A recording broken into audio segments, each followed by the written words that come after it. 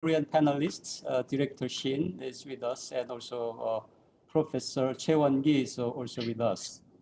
Welcome, Professor.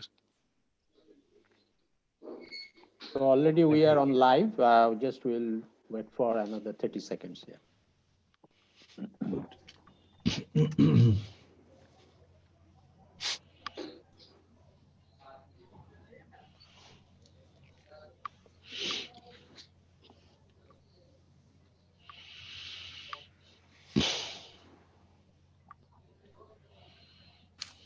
Okay, so Assalamu alaikum and very good afternoon to everyone. I welcome all the panelists of this webinar today and also the participants. The webinar on Bangladesh Republic of Korea, the 47th anniversary of diplomatic ties, is jointly organized by South Asian Institute of Policy and Governance of North-South University and Embassy of Republic of Korea at Dhaka. The main theme of this webinar today is past, present, and future of Korea-Bangladesh relationship. Let me introduce the panel a little bit. I'm Professor Tawfiq. I am the Director of South Asian Institute of Policy and Governance and Chair of the Department of Political Science and Sociology of North-South University. We have with us Ambassador Masood bin Momen, Foreign Secretary of the Government of Bangladesh, the Senior Secretary. And we have with us Ambassador Mr. Lee Jiang-kun, Ambassador to Bangladesh, the South Korean Ambassador. And Mr. Khondokar Talha, the Director General of East Asia and Pacific Wing, Minister of Foreign Affairs of Bangladesh. Mr. Sing Dong-woo, Director of Asia and Pacific Division 2, Minister of Foreign Affairs of South Korea. Professor Delwar Hossain, Department of International Relations of University of Dhaka. Professor Abdul Hannan Chowdhury, Professor and Dean, School of Business and Economics, North-South University. Professor Cho Won-gi, Head of Center for ASEAN Indian Studies, IFANS. Mr. Ki Hak Sung, Chairman and CEO of Yangon Corporation. And we also have with us Ambassador Abida Islam, who is Ambassador to the Republic of Korea of Bangladesh. And this session will be chaired by Professor Atikul Islam, Vice Chancellor of North-South University, and will be moderated by Ambassador Shohidul Haq, Senior Fellow of South Asian Institute of Policy and Governance of North-South University. Before I hand it over to today's moderator, I will be moderating it for a time being, and then I just let you know about the modality of the event. We will have an introductory speech by Ambassador Lee Jiang-kun and also Ambassador Masood bin Momen at the beginning. And then I will hand it over the moderation responsibility to Ambassador Shohidul Haq, and he will carry forward the rest of the session. Before I go to the next discussion, let me give a brief introduction about South Asian Institute of Policy and Governance at North-South University. South Asian Institute of Policy and Governance is a regional center or institute working in the field of the public policy and governance. And it has been working in North-South University almost more than 1 decade. We have an international graduate program. It's called Masters in Public Policy and Governance, where the young civil servants from different South and Southeast Asian countries come and join. We have students from Bangladesh, Nepal, Sri Lanka, Bhutan, and Malaysia at this moment. And they all are the young civil servants mostly working in the government. We do lots of this comparative study in the South Asian Institute of Policy and Governance, mostly on South Asian issues of policy and governance, and also sometimes comparative study with South and Southeast Asia. SIPG has a partnership with some sorts of different institute in Korea, like Korea University, and especially we have some good contact with KDI School of Public Policy and Management at Seoul, and we are having some joint collaboration still in a very early stage with them. And NSU also has a NSU signed a MOU, formal MOU with Salisbury International School of Usong University and also the Yangon Corporation. So we have the CEO of Yangon today, and we have a formal MOU, but probably we need to renew it in a very short period of the time. So these are the kind of the relationship already we have established within North-South University, and we are very keen to know that how in future we can have more kind of education and research collaboration with South Korean universities and research and training institutes. SIPG is going to organize an international conference on digitalization of governance in South and Southeast Asia at the end of the next year. And we are very keen to have some sorts of the participations of South Asia, South Korea, because South Korea is doing fantastic in terms of e-governance. Regarding the e-governance indicators, it is one of the topmost countries in the world. So we are also looking very much forward to have some participation from South Korean scholars and practitioners in this international conference. I'll be ending with by saying that as an university, we are also very keen to see that our students and faculties are getting in touch with the South Korean students and faculty members from the perspective of people-to-people contact. And it's quite surprising that in recent times in North-South University, when I was talking with my students that we are going to organize this webinar on the South Korea-Bangladesh relationship, with a pleasant surprise, I found that our young students, they are so much fond of this, the BTS band of South Korea, which is now a global band, like so many, and I was quite shocked by seeing in the YouTube that they have, one of their music has had 2 billion views. Oh my God. And I'm sure in Bangladesh and many other countries, they're one of the most popular band. These are the kind of medium through which we can get more kind of people-to-people contact. And also a very interesting incident that I will be sharing, and before my speech I finish. We had a South Korean student at North-South University. I don't know whether our friends in the embassy, they know that, and he's very popular in the web as a Korean Bhai. And if you go and search him in the YouTube, you'll be finding that this Korean Bhai, he speaks Bangla. He's a South Korean, not an NSU student, but he speaks Bangla, and his blogs and videos are so popular and very interesting. So these are the kind of the examples that through which we can probably get more close at the people level. So with that note, I will conclude my remarks here, and I would request now our Honorable Ambassador of South Korea to Bangladesh, Mr. Lee Zhang-kun, to give his opening remarks. Sorry.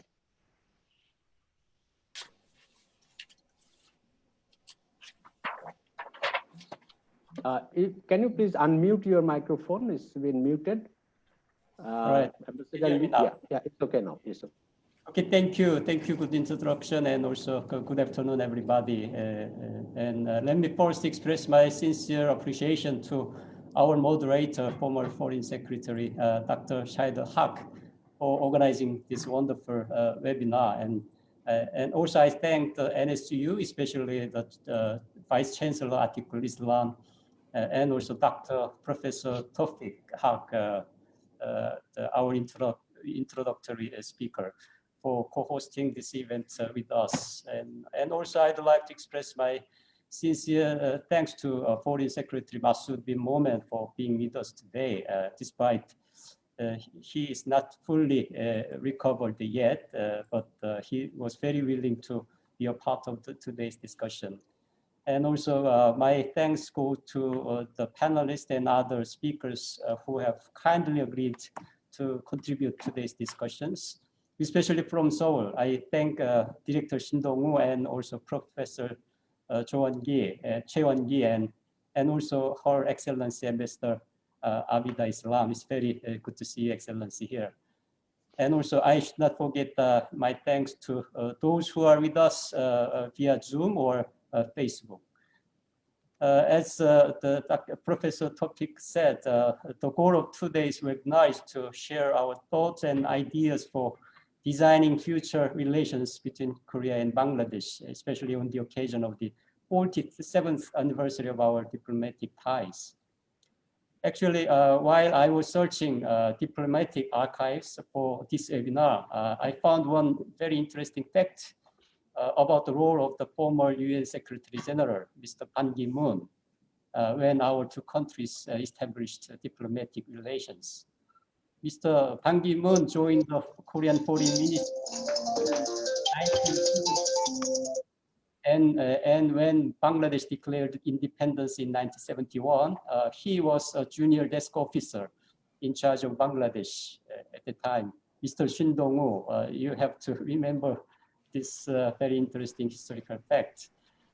And you know, he drafted a memo to then President Park Chung-hee, proposing to recognize this new country. And it happened on May 12th, 1972. And after that, then he was posted to Korean Consulate General in New Delhi. And from where he continued to take charge of Bangladesh-Korea relations. And together with his boss, at that time, Ambassador Roh Shin-young, who later became Korean Prime Minister, Mr. Ban traveled to Dhaka several times for negotiating the terms of diplomatic ties, and which was 47 years ago already. And I think it is meaningful to know about this historical fact, as it is a diplomatic asset for our two countries to have a person like Mr. Ban Ki-moon as a supporter and also promoter of our relations. As you know, he is now working very closely with Prime Minister Hashina and also the Foreign Minister Mo Man on the various international agenda, in particular on climate change. So since then, for the past 5 decades, the relationship between our two countries have developed swiftly and also steadily. And I'd like to briefly touch upon some major aspect of our relations. And among that, first and foremost, FDI. According to the recent statistics of Bangladesh Bank, Korea is the 5th major foreign investor to Bangladesh with a cumulative investment of $1.1 billion US. And Youngwon, the chairman Sung Gi-ak, Youngwon is the largest Korean investor, employing around 80,000 local workers, having factories not only in KPZ, but also in CEPZ, also in Dhaka EPZ. Youngwon has factories. And there are 75 Korean companies operating in Bangladesh EPZ, which makes Korea the #1 EPZ foreign investor. And second thing is infrastructure. And infrastructure is an area where we are witnessing increasing cooperation in recent years. And more Korean companies are participating in major infrastructure projects in Bangladesh, such as the 3rd terminal of Dhaka International Airport. And the launched the PPP, private-public partnership recently, to facilitate Korean companies' participation in major Bangladesh infrastructure programs. And so far, 4 projects have been agreed to be implemented on the GPC platform.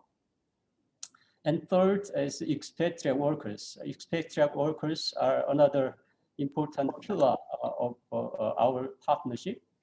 And there are above or more than 18,000 Bangladesh people living in Korea. And among them, more than half, more than 10,000 are semi-skilled workers dispatched through EPS, a so-called employment permit system.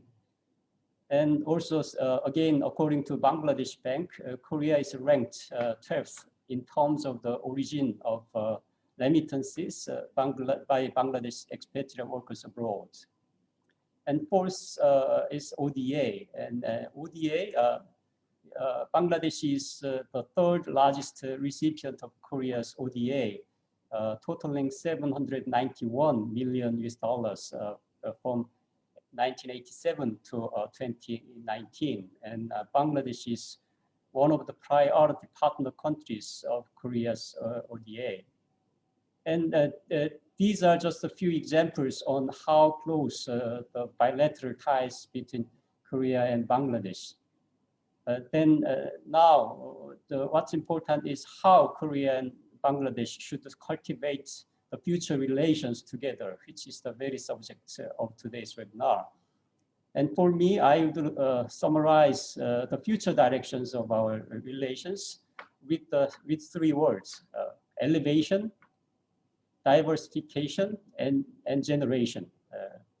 Elevation, we should aim for taking our cooperation into a higher ground with a totally different level than now. And I'm very willing to do my best to take our bilateral relations into a totally new level during my mandate here. And about diversification, we should diversify the areas of our cooperation, moving beyond the traditional RMG sector into wider areas such as ICT, health, energy, infrastructure, and even climate change. And about generation, we should develop cooperation targeting young generations, as Professor Tawfiq said. It is really what's happening among the youngsters of Bangladesh about the likings of Korea and Korean culture.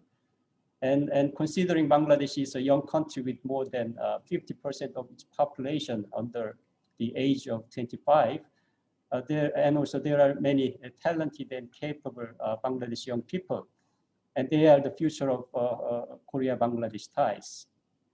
So I'm also doing many consultations in that regard with the ministries concerned, especially ICT Ministry and Ministry of Education, how we can target these young people and develop cooperation program. So before closing, I'd like to emphasize that Korea and Bangladesh are really natural partner, which makes the future of our relations very bright, full of opportunities. We have many similarities and commonalities, geographically and historically and culturally as well. And such commonalities provide a very fertile ground for strengthened cooperation for the future of our two countries. Today's webinar is very meaningful, as it will provide us with a rare opportunity to look into our relations and to assess the weakness and strength of our cooperation, and also provide various ideas for future and further strengthen and deepen ties. I do wish we all have a very fruitful discussion today, and hope today's webinar provide many insights, hindsight, and foresight for strengthening our relations in the future. Thank you very much, and 감사합니다. 오넥 돈노밭. Thank you. Thank you, Ambassador Lee Jung-koon, for a very comprehensive statement and giving us an idea about the historical track record of this relationship and also future direction for the relationship of these two countries. Now, I would request the Senior Secretary of Ministry of Foreign Affairs of Bangladesh, Ambassador Masood bin Momen, to give his speech. Sir. Thank you, Professor Tawfiq, for the introduction.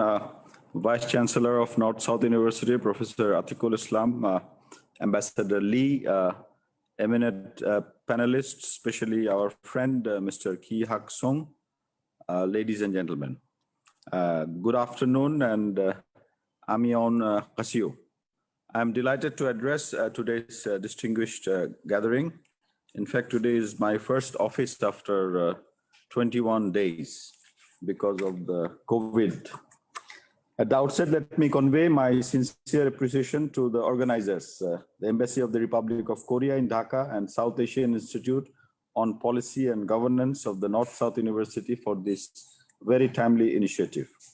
I also thank Ambassador Lee and Dr. Tawfiq Haq for the selected theme, Past, Present, and Future of Korea-Bangladesh Relations. This is indeed very timely, and perhaps more significantly, happening on the eve of the 47th anniversary of the establishment of diplomatic relations between our two countries. The significance of such self-introspection can hardly be overstated.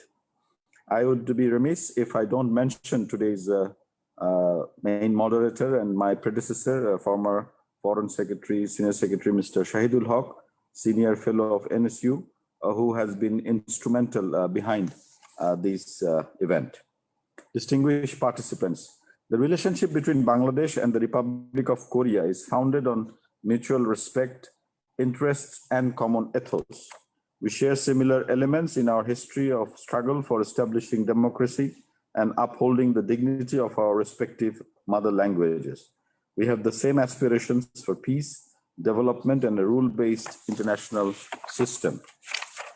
Since the establishment of our diplomatic relations in 1973, cooperation between our two countries has been deepening and widening.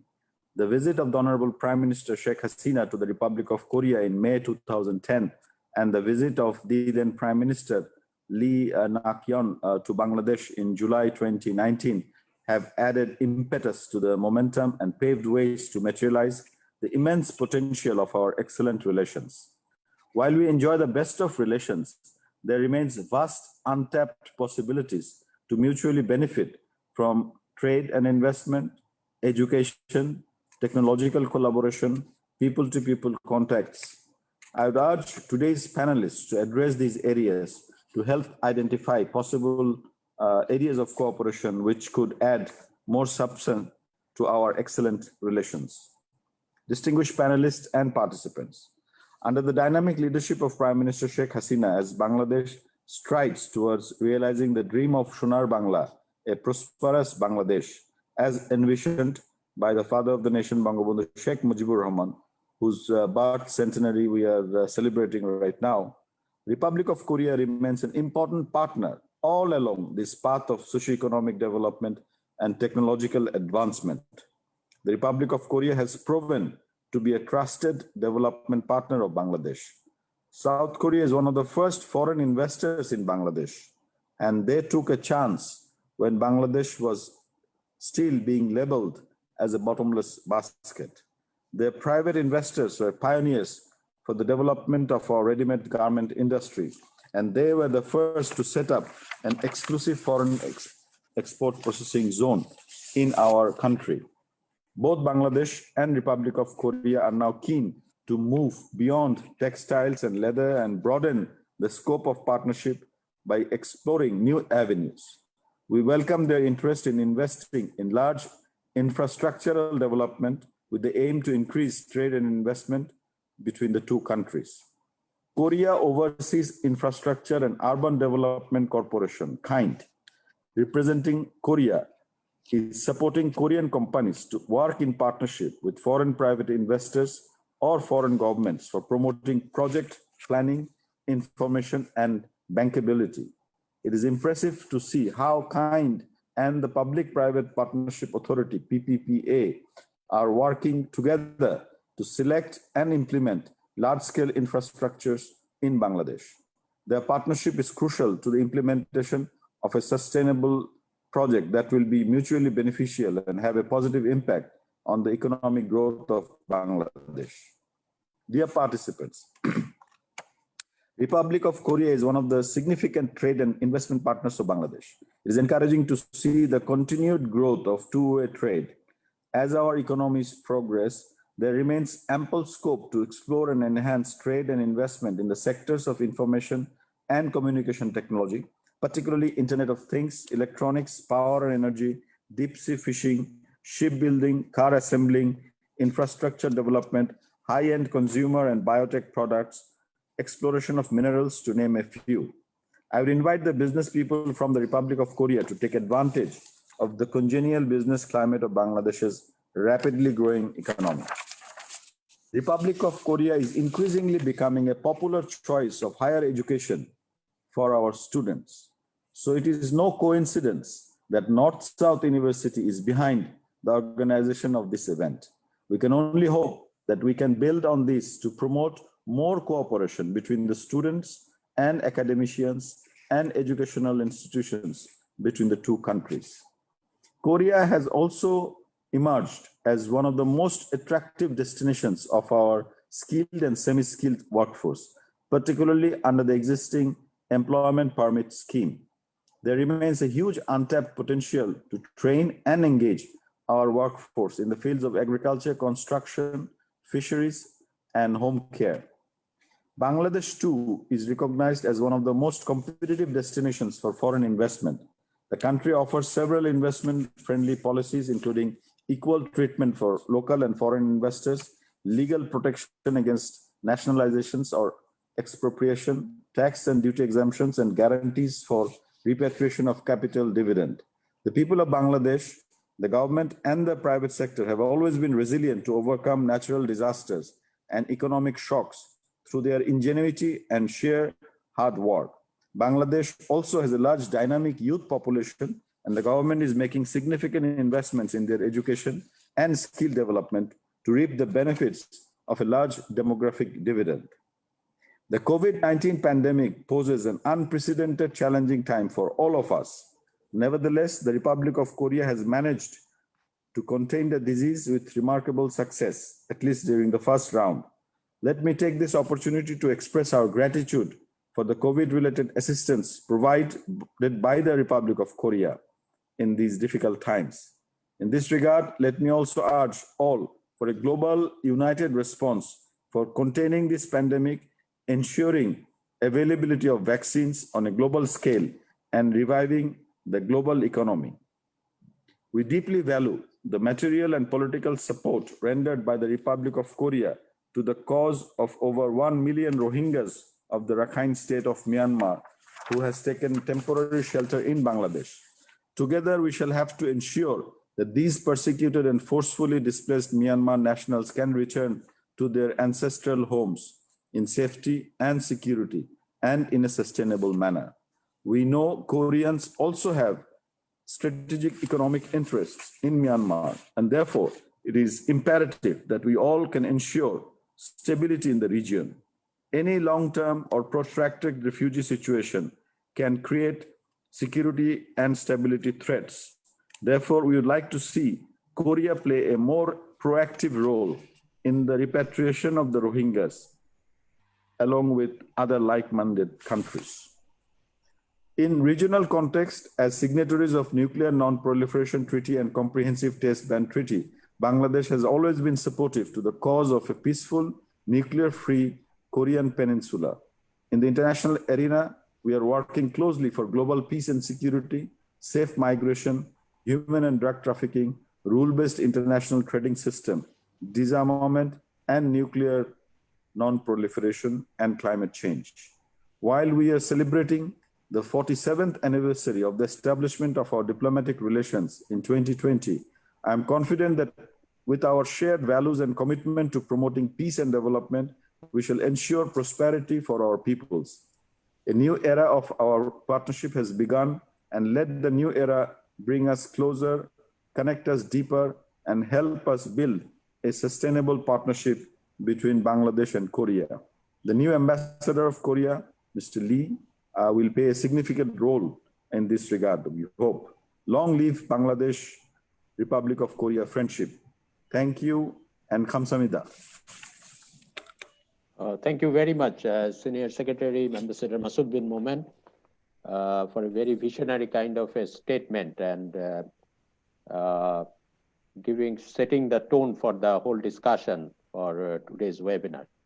I would also like to give a special thanks to Secretary Masud bin Momen for attending this webinar, even after being having this corona, and we wish a very quick recovery. I hope that already he has recovered. So with that note, I would now request Ambassador Shahidul Haq, the Senior Secretary, the Senior Fellow of North-South University, to moderate the rest of the session. Ambassador Shahidul Haq, sir. Thank you very much, Professor Taufik. I think we had a very interesting start because of two very distinguished persons who are responsible currently to take forward Bangladesh and Republic of Korea relationship has spoken. and given, as Professor Tawfiq has rightly pointed out, a direction and a vision. So we will try and build on it. We have today 6 very distinguished panelists coming from various fields and experience of both Bangladesh and Korea. So we will hear them, and I'll introduce them as we go along. The way we thought we'll organize it is that we will have an initial 5-6 minutes introductory remark, and then go into a more interactive sessions, and then come back and take a second round to make it more lively and focused. Now, as been pointed out, that our relationship since 1973 has grown in many fields, even in the area of defense cooperation. That we are aware of it, and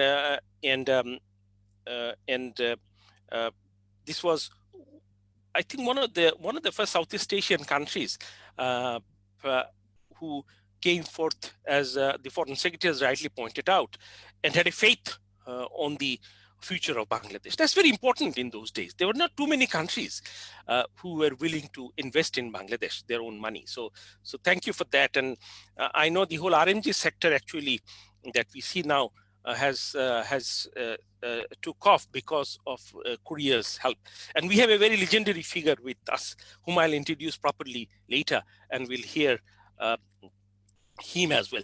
Today we'll try and see what has happened in terms of our relationship, Bangladesh and Korea, over the last 47 years in various fields. There has been also mention of culture, and we'll come back to that in terms of Netflix movies that we didn't realize that these are actually Korean drama that had grown popularity in Bangladesh as well. And then look at what worked and what didn't work in terms of weaknesses and strength of the relationship. Relationship is a very tricky thing, especially state relationship, and there are ups and downs, and there are pitfalls, but there are also high points, as Ambassador Lee has pointed out, that he will try his best to lift the relation to a greater heights, and we are with him in this, and this is one of those first attempts to lay out things on the table, and then we go ahead and see how we can move forward.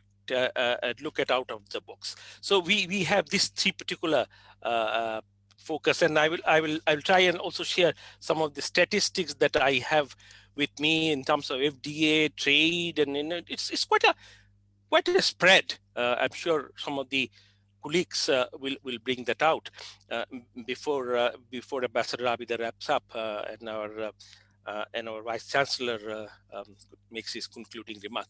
So. May I at this stage invite Dr. Abdul Hannan Chaudhry. Dr. Abdul Hannan Chaudhry is Dean of the Business School in the North-South University, and he has in his credit 32 years of experience of teaching, and he has done his PhD in industrial engineering, very relevant today in terms of technology and innovation, the Northeastern University, and he has been instrumental in building up the business faculty in the North-South University.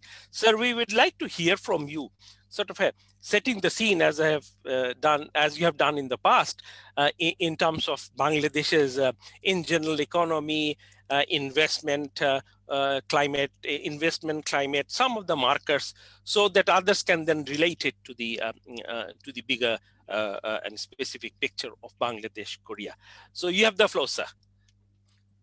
Thank you very much, Ambassador Shahidul Haq, Senior Foreign Secretary, former, and also currently with us at SIPG Senior Fellow, and also the moderator of today's session. I must thank the earlier 2 respected speakers, especially our Senior Secretary Masood bin Mubin, and also His Excellency Mr. Lee Jan-Quing, Korean Ambassador to Bangladesh, for their valuable welcome speech.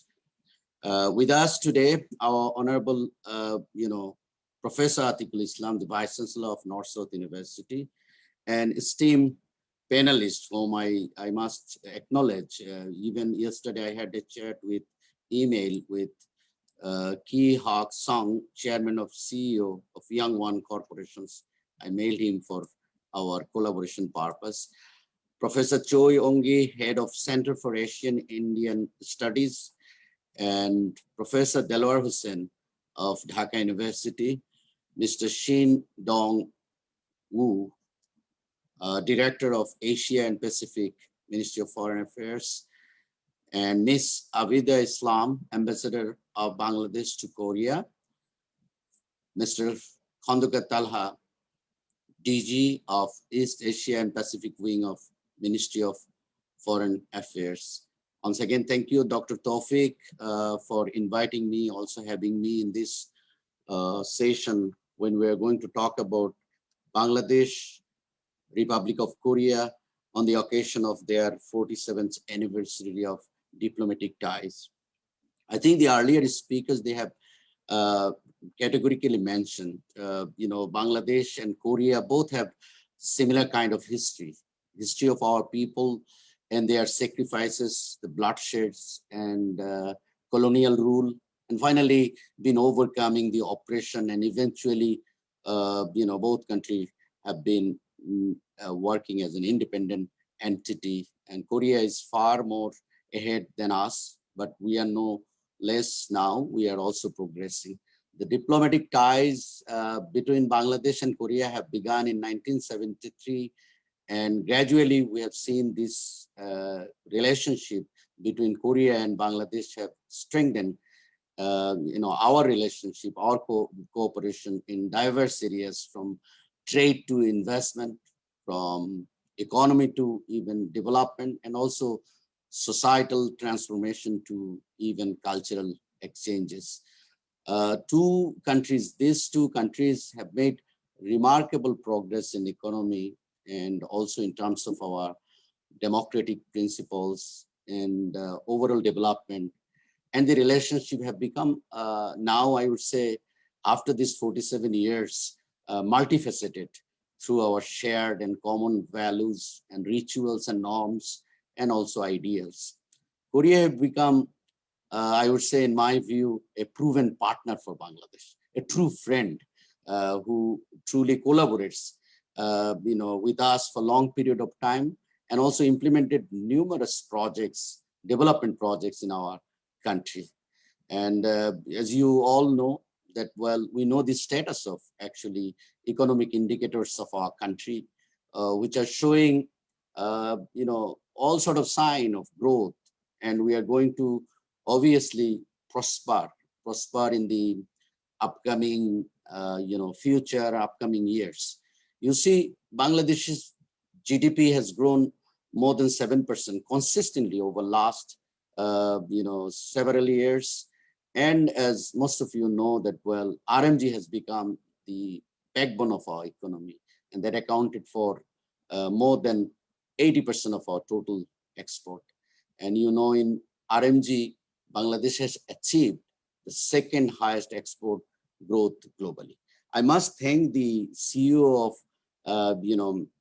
Young One, who came in this country even 40 years back to work with us, to give even support to Bangladeshi people to work under his, organizations. And also there are plenty of Bangladeshi ready-made garments industries have been able to evolve through the support of Korea. I can recall even in the early 80s and late 70s, actually, Desh Garment, there was a garments industry in Bangladesh. They have sent a couple of hundred Bangladeshi mid-level managers in Korea for training purposes. These are the people, they have come back in our country.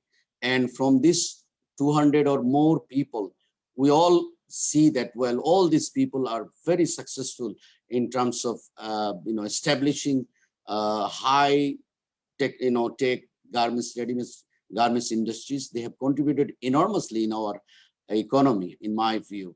And I think out of that, these garments, people, those who have got training in the early stage of ready-made garments industries revolution in our country.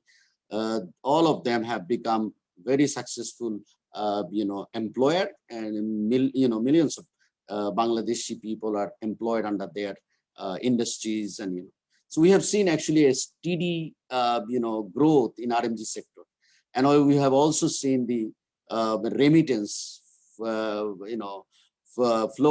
from overseas is coming in our country, and that has given enormous boost of rising foreign exchange reserves in our country, which is actually a strength for this country. And also the way the government is actually working right now, as most of us, we see there are visible proof that Bangladesh has done great in terms of the energy infrastructure, in terms of communication infrastructure, and all sort of advanced thing that we do from our government, and also our, they are doing. I think we have overcome the bottleneck of growth in many sense, and that's why you see that even ADB, Asian Development Bank, has also forecasted that, well, in 2021, our GDP growth is going to be even, no less than 6.8.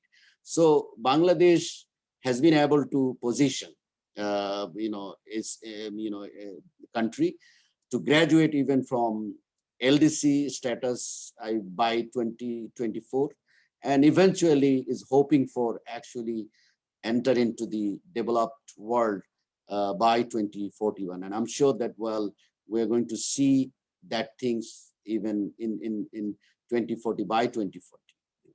As far as Korea and Bangladesh trade goes, according to the FBBCCI, data, you see that, well, South Korea stood about 1.5 billion, their bilateral trade billion, in the last fiscal year.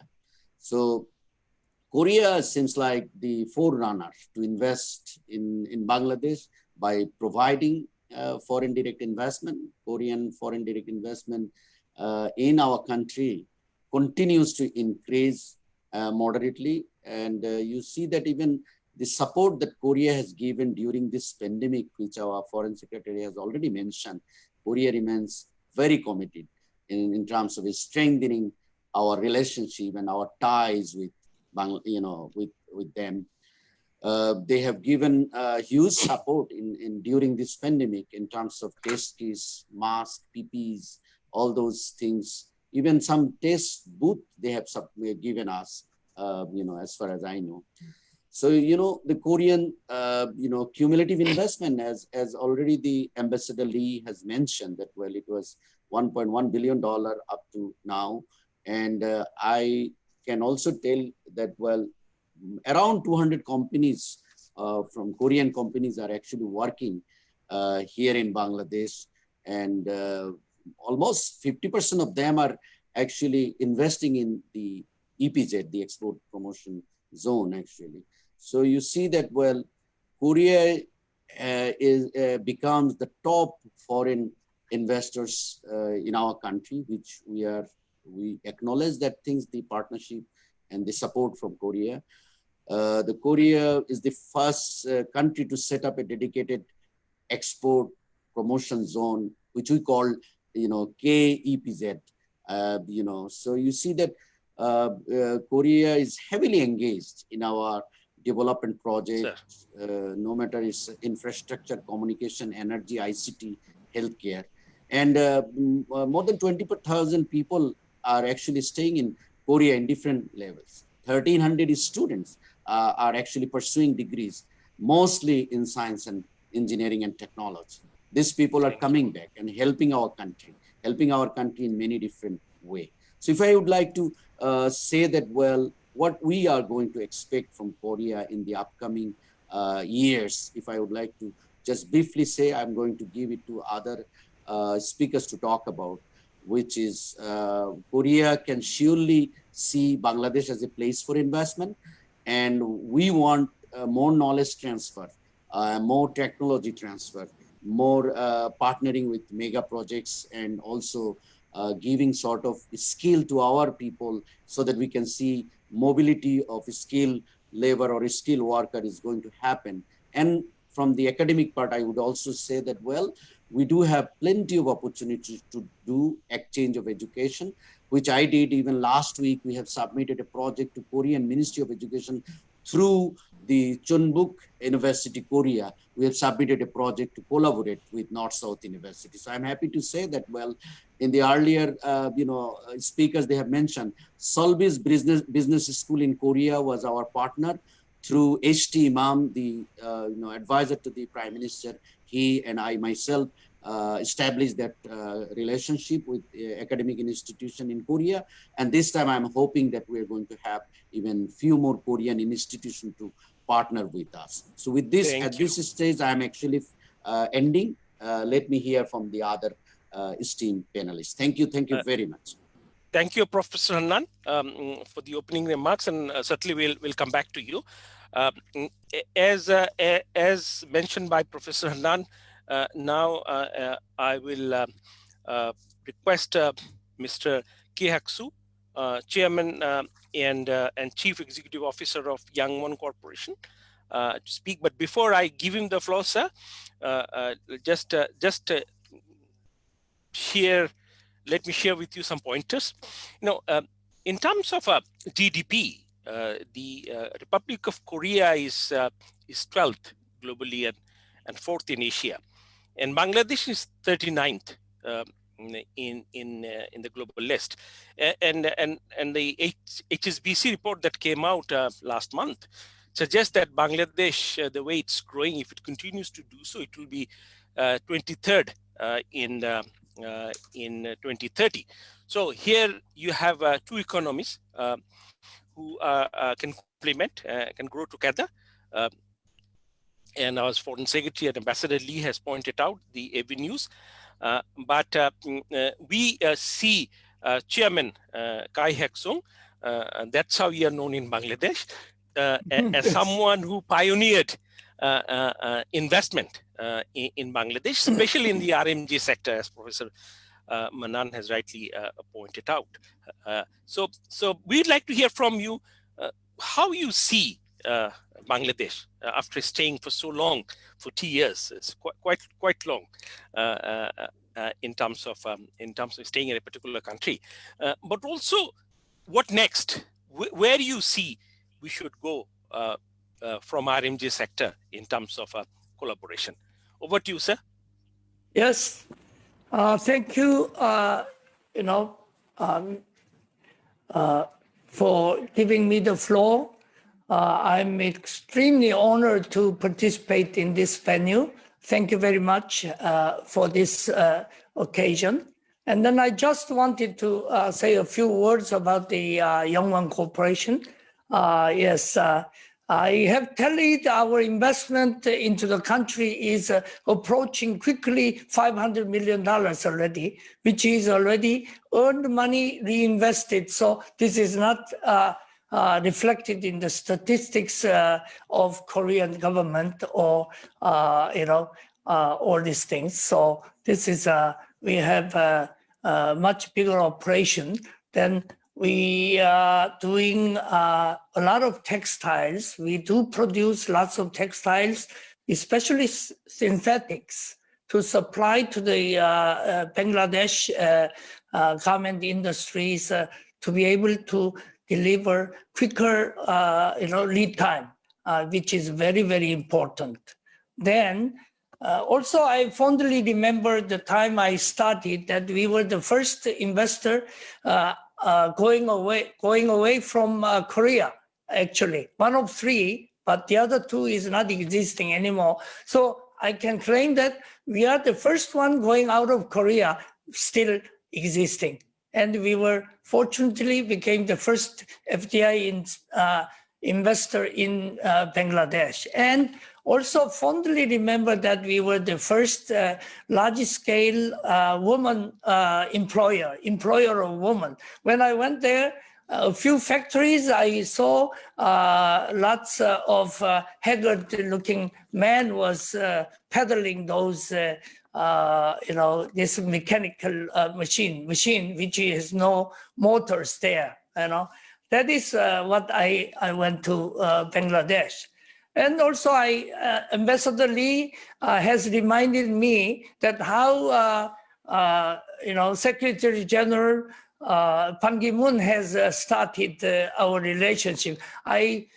Just 2 weeks back, I had a dinner with him, and then he has graphically explained to me about his experience in Bangladesh, which was not much different from my experience in Bangladesh. In fact, this was my fortune to be able to really invest in Bangladesh, and then I had lots of fun, of course, difficulties and difficult times, but we overcome. I think Bangladesh people are very resilient and also very, very, we have a same type of mindset, which really is easy to understand each other. And, you will be surprised that I studied in Bangladesh, and then I raised lots of engineers, managers, and then I developed my China factory with Bangladesh, team. Actually, Bangladesh team has, really trained a lot of Chinese work group. And finally, we went to Vietnam, and still my director of production in Vietnam is, Bangladeshi. Still we are supporting Bangladesh, Vietnam production. Actually, Bangladesh, what is good about is excellent middle management as well as workers. They are superb. So I was very fortunate to do, and then also we have been able to start our export processing zone in 1999 with the grace of Honorable Prime Minister Sheikh Hasina and my former Prime Minister Han Duck-soo came in person to inaugurate our Korean export processing zone.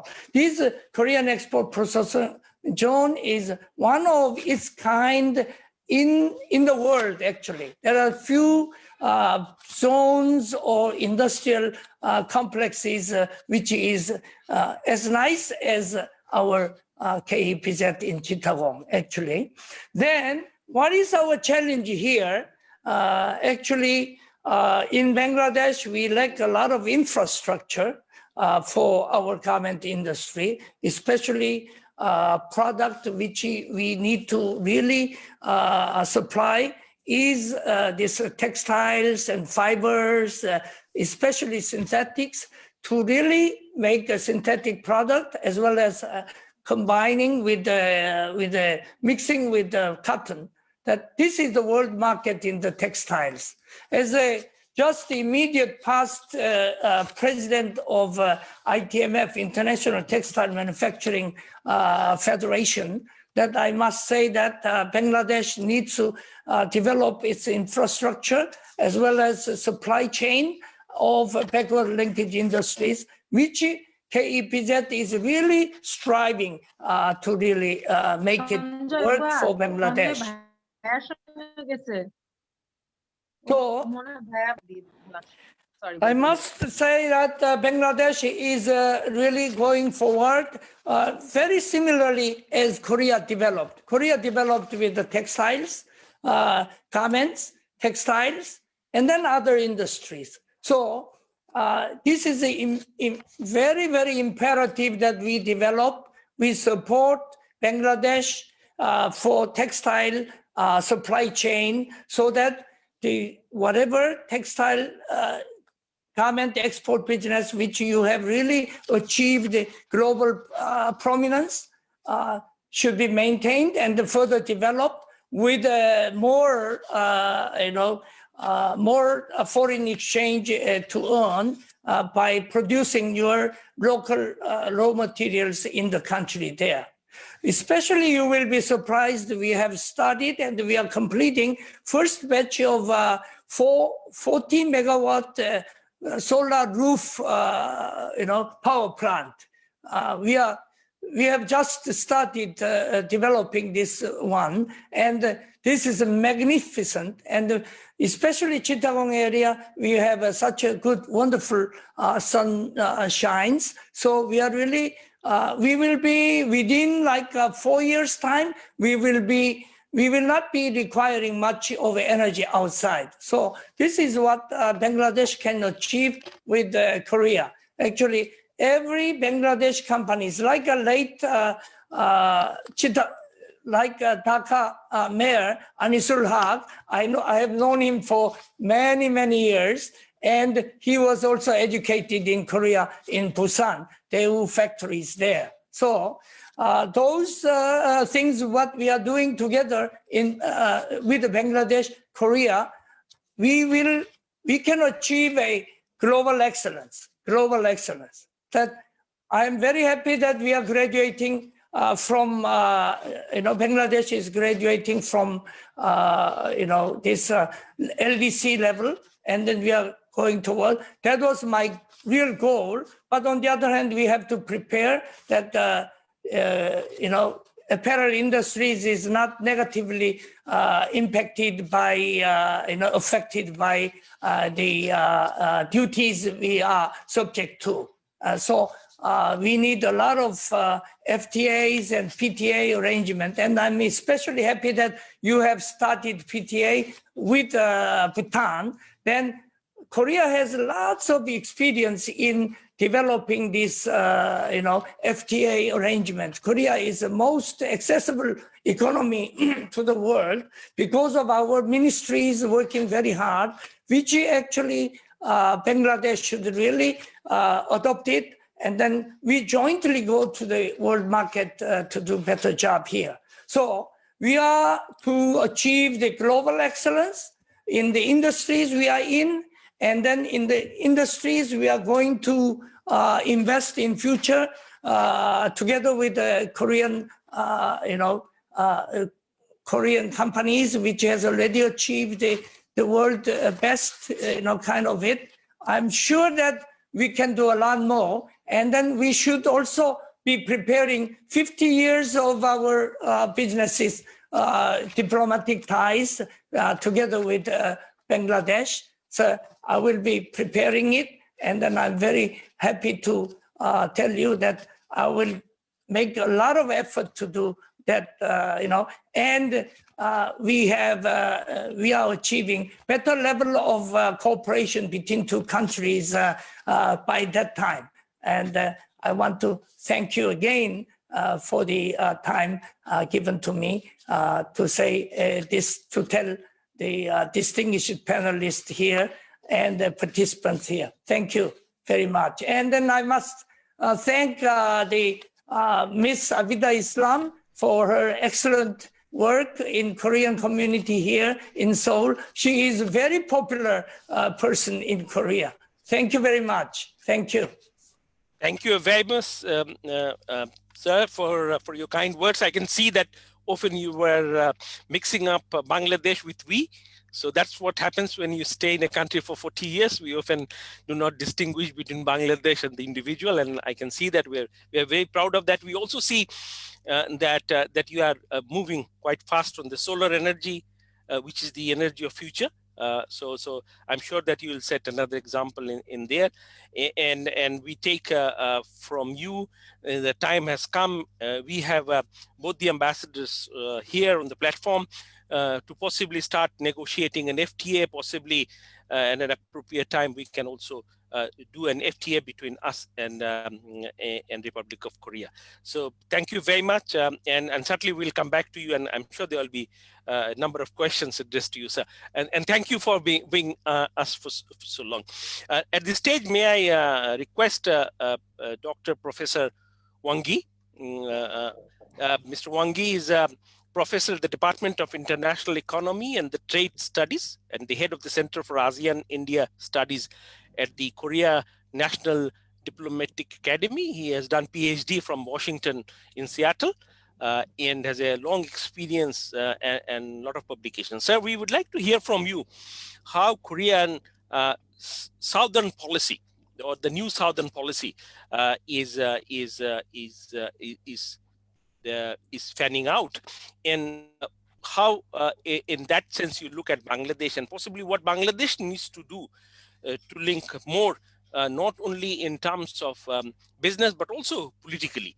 And our Foreign Secretary has rightly pointed out that we have been extremely vocal on the issue of a nuclear-free peninsula, and often aggressive move by North Korea. So it's on record. So we would like to hear from you, sir, your impression on that. Over to you. Thank you. Yeah, thank you. Thank you very much for inviting me to this important webinar today. I'm very honored to make a presentation. I'd like to first briefly talk about the New Southern Policy, which is the signature foreign policy initiative by President Moon in Korea. I'd like to talk about some features, especially its policy core policy elements.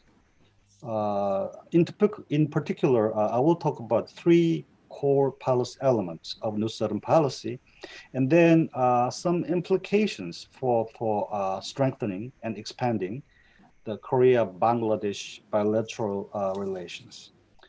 First, let me start with the background of New Southern Policy.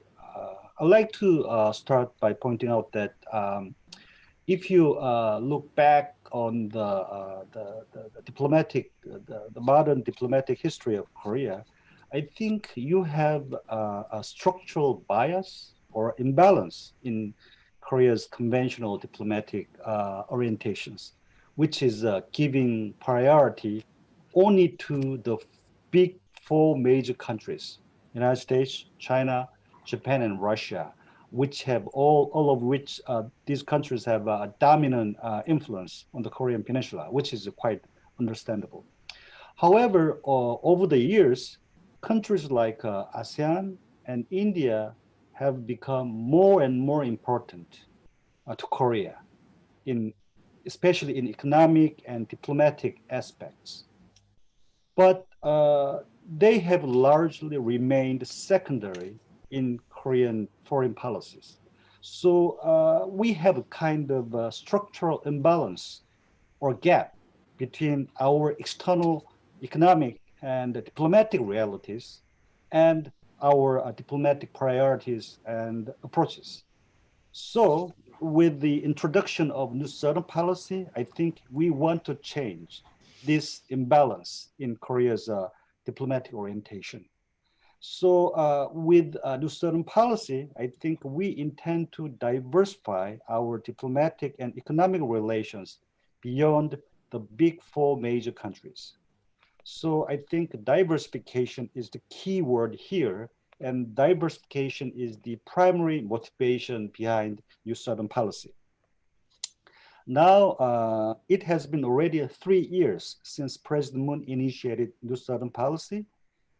If we look back on the progress and achievements for the last 3 years, I think New Southern Policy is the most successful and the most active policy program under Moon administration. Of course, he had some other initiatives, but they have not delivered as much as New Southern Policy. Now, let me turn to some features of New Southern Policy, especially the core policy elements.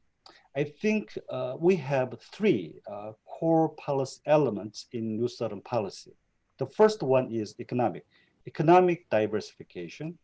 The second one is diplomatic, which is a diplomatic rebalancing or reorientation toward Southeast Asia and beyond. And the third one is regional cooperation. Let me briefly touch upon each of these three core policy elements. First, if you look at the Korea's trade profile, we have too much concentrated trade relationship with just a few major trading partners like China, United States, and Japan. In particular, I think we have too much focus on China, China takes more than 27% of our overall trade, and this is too much. I mean, if you put all of your eggs in just one basket, it is likely that you get into trouble sometime later, right? So with New Southern Policy, we want to diversify and realign our trade relations with the new partners in Southeast Asia in particular, and South Asia as well. Actually, even before the introduction of New Southern Policy, economic diversification has been already occurring among many Korean companies operating in China. According to Korean government sources, at one time in the past, more than 45,000 Korean companies were operating their production facilities in China. Now, this number has been cut in half. We now have only 28,000 companies operating in China. So there has been a massive outflow of Korean companies from China. Then where did they go? In fact, they have mostly relocated to Southeast Asia. For example, now we have about 10,000 Korean companies doing business in Vietnam. In fact, Vietnam is the most popular country for Korean firms to invest in as well as trade with. So in this regard, I think Bangladesh comes as an important economic partner to Korea in South Asia, only after India. I think the question ahead of us is how to increase and expand bilateral trade and investment in the future. The two-way bilateral trade volume between Korea and Bangladesh now stands at just 1.7 billion. Given the size of the economy of the two countries, 1.7 billion, this is a very kind of humiliating number. We need to increase this number. I think we have lots of potential here, a lot of rooms to improve, right? I mean, the economic structure of our two countries is very much complementary, and there is a huge potential. Also, I think we have a huge potential to have more investments from Korea, especially those industrial sectors such as infrastructure, energy, ICT technology, and electronics manufacturing have good investment potentials. Right. The second policy element of New Southern Policy is diplomatic rebalancing toward Southeast Asia and India in the first place, and then with other partner countries in the region. The aspiration behind the New Southern Policy here is to elevate ASEAN and India as our priority diplomatic partners. So we give first priority to ASEAN and India, and we begin there. We start from there and expanding to other countries. So in this respect, New Southern Policy is kind of Korea's diplomatic rebalancing effort. Let me turn to the third element, which is about regional cooperation. With this initiative of New Southern Policy, I think we want to promote and expand regional cooperation that would contribute to regional peace and prosperity in the Indo-Pacific region. You know, Korea is not a major power that pursues strategic goals. Rather, we think Korea is a middle power who has limited resources and capabilities. So here, the agenda we have is very modest, not so ambitious. In this respect, I think New Southern Policy is not a political agenda with strategic intentions and ambitious goals. By design, New Southern Policy does not have any hard security elements. I think rather, New Southern Policy is Korea's new regional cooperation agenda with a diverse set of functional and economic cooperation programs. Again, the promoting economic cooperation and collaboration that produces mutually beneficial gains with partner countries is very important. We give priority to promoting mutually beneficial economic cooperation. In this respect, Bangladesh is a very important partner to Korea in this part of the world. In fact, Korea is interested in expanding regional cooperation with South Asian and Indian Ocean Rim countries. We have interest in exploring some economic collaboration projects with member countries of SAARC and BIMSTEC, as well as BBIN. Actually, 2 years ago, as part of the New Southern Policy Initiative, Korea officially joined IORA, India Ocean Rim Association, as a dialogue partner. And this year, we have the inaugural first Korea, the IORA, the dialogue partners seminar.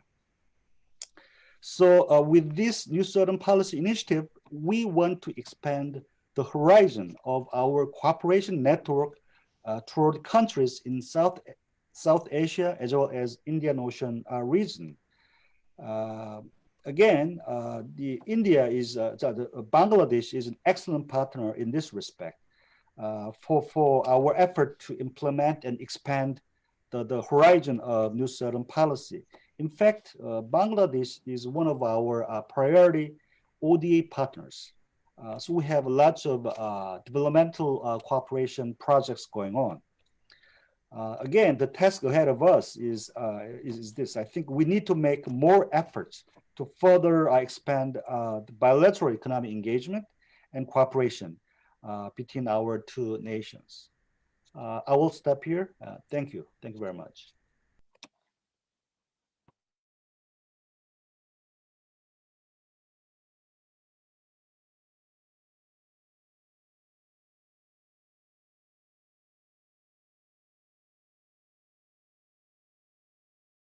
Professor Shahidul Haq.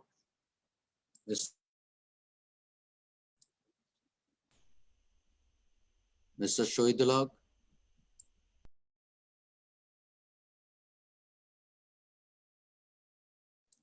Professor Tawfiq.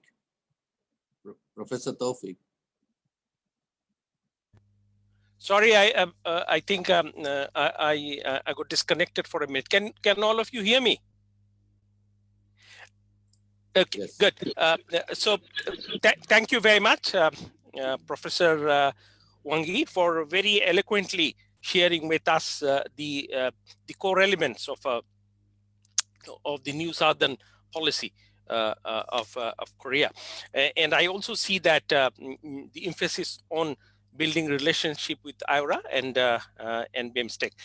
Just for information of the distinguished audience, that Bangladesh is currently the vice chair of IORA, and Bangladesh will be taking over the chairmanship in 2022, and look forward for a larger and greater collaboration.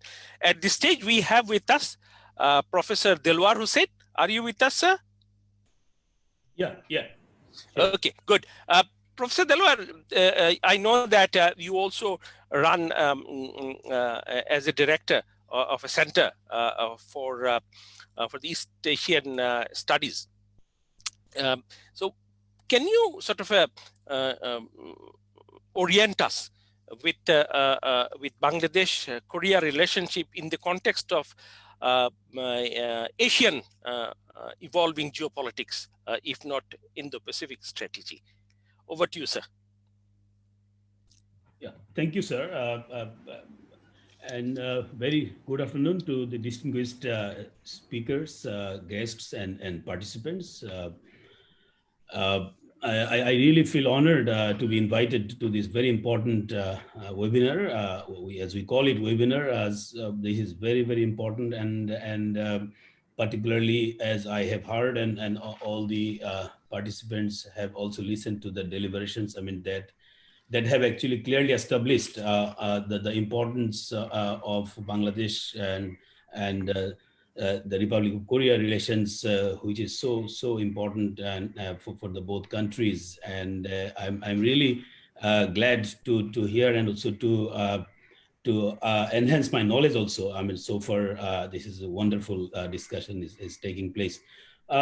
Well, I mean, when we talk about relations between the two countries, definitely we can go to the formal diplomatic relations established in 1973. But the recognition of Korea to me is really very important, and that happened in 1972. So this year is really significant. And as we are talking about Bangladesh Korea relations today, actually we can just celebrate these bilateral relations. Even by talking about a lot of K-pop or K-drama or the Hallyu or the Korean wave, which is very strong in Bangladesh among the youngsters, that has been also mentioned by the speakers. So we know, I mean, in foreign policy relations between the two parties or two countries, I mean, of course, I mean, it depends on different factors.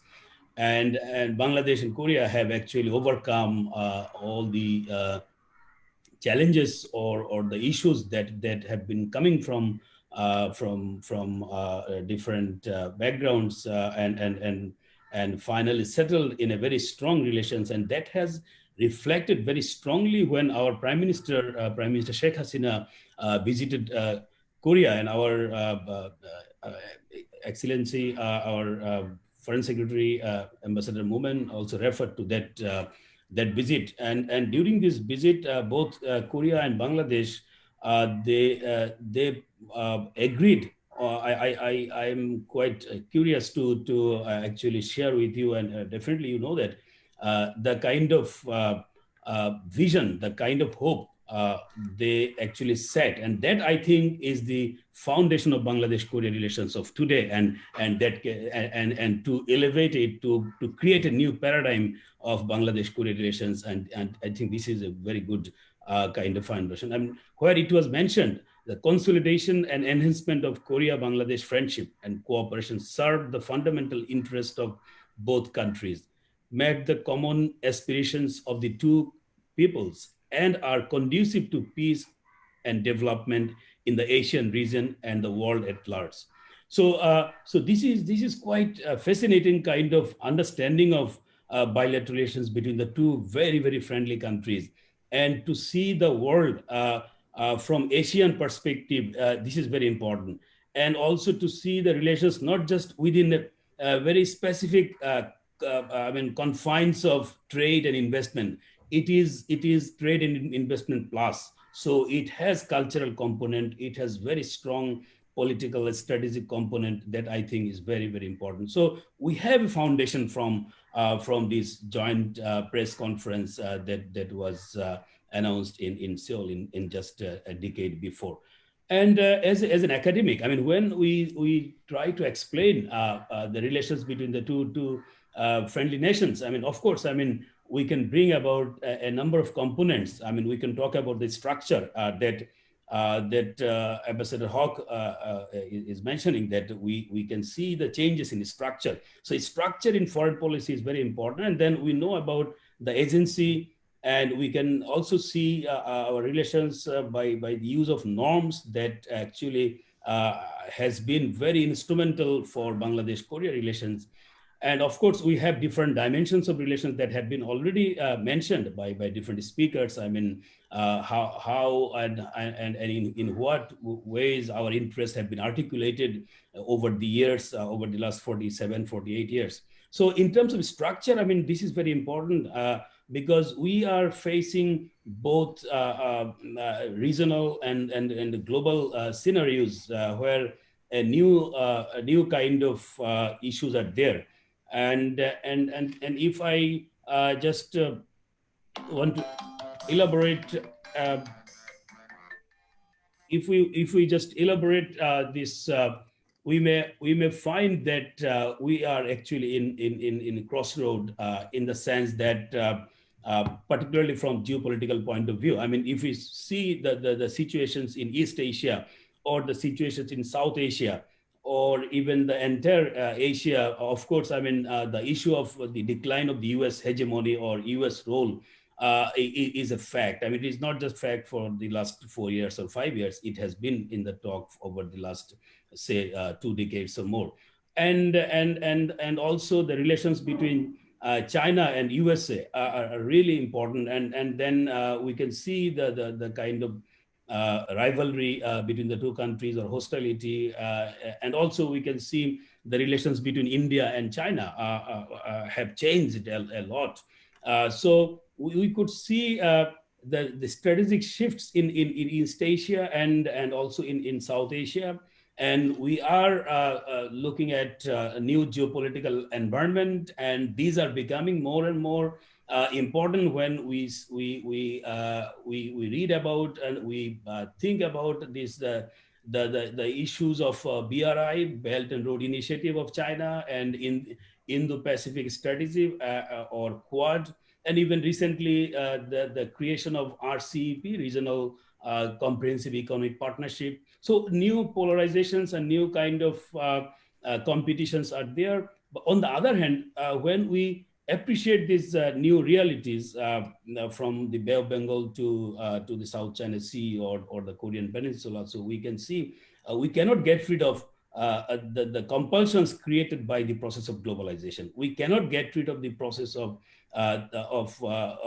the world that we have seen from the global interdependence. And of course, the need for international cooperation or regional cooperation, as Professor Wangi was emphasizing, regional cooperation. And from that point of view, our Prime Minister also emphasizing this point everywhere in the world. So the regional peace, regional development, which will come through cooperation, is very, very important. So the relations between Bangladesh and South Korea or the Republic of Korea are really important and in a new kind of paradigm. And I can cover different aspects. I think it is better because of time constraint to focus few points that I think are very important for looking ahead about this relationship. So as I have already mentioned, so we have a new context for these two countries. And I personally, as a student of international relations, I could see, and I really, I'm happy to see that Professor Wangi also emphasized this, that South Korea as a middle power, or Bangladesh as an emerging middle power. I mean, we have a lot in common to think about the world and to actually find how we can contribute to the world in terms of peace and prosperity, in terms of development and security. So the kind of relations which we think would actually help both the countries, not only from economic perspective, also from a very comprehensive perspective. So we need to focus on the new avenues of cooperation for the two countries that we can see today. We have the issues of energy, the issues of this ICT and other areas, and the economic and trade relations. I agree with Professor Wangi that $1.6 billion is just a peanut. I mean, the kind of economic development Korea has and also Bangladesh has achieved. I mean, the relations between 12th ranking GDP and 39th ranking GDP should be much more in terms of trade and investment. So this area, I think, is really promising. And also, as we see situations in some of the already developed countries where actually, I mean, there has been some withdrawal of investment. So Bangladesh could be a really important destination. And people-to-people contracts, I really emphasize this point, because when we talk about the Korean wave in Bangladesh, it is really important, because how people are so appreciative of Korean culture in Bangladesh. And we need to focus this because we need to establish very strong relations between the two state and two people. So this is a very strong, I think, kind of thing. And finally, just in 1 minute, what I always think that Korea for Bangladesh is a very good model, and whether it is science and technology, whether it is infrastructure. When we talk about infrastructure, definitely we can learn a lot from Korea. At the same time, infrastructure is also a problem in Bangladesh because we have a very weak infrastructure, and then Korea can also invest in infrastructure. So finally, what I think as an academic, we could see a huge shortage of research and academic activities. And I really appreciate North-South University and the Embassy of Republic of Korea for supporting this or for organizing this kind of seminar, which is really important, and we need more of this kind. And this is very important. I finally want to argue that there is a need for mainstreaming kind of Bangladesh in Korea or South Korea in Bangladesh, not in foreign policy and domestic discourse. I mean, it is. I mean, we can see a lot of positive changes, but we need more kind of initiatives so that we can cover some of the lost times of relations between the two countries.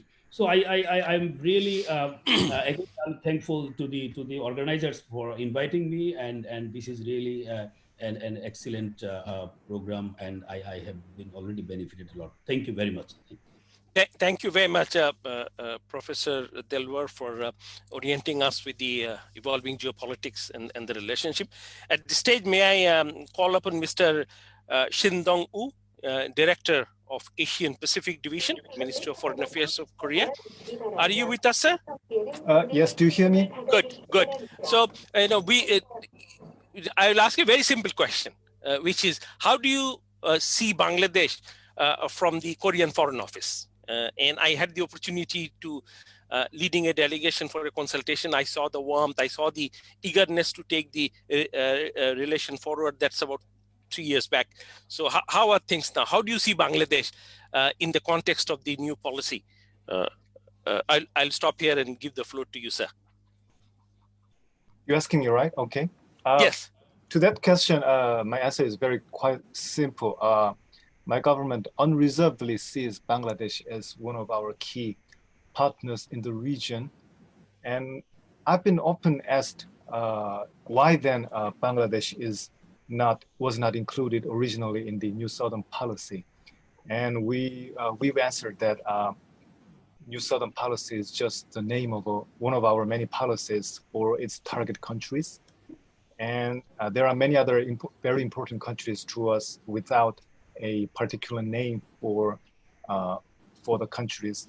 So the title of policy is nothing more than a name. So I hope there will be no misunderstanding for our willingness to strengthen our bilateral relations.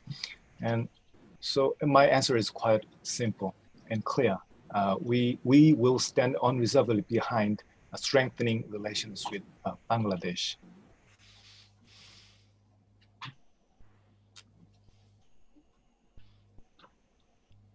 Good. Do I make myself unreserved? Yeah, absolutely. Yeah, but yeah. Anything else that you wish to add?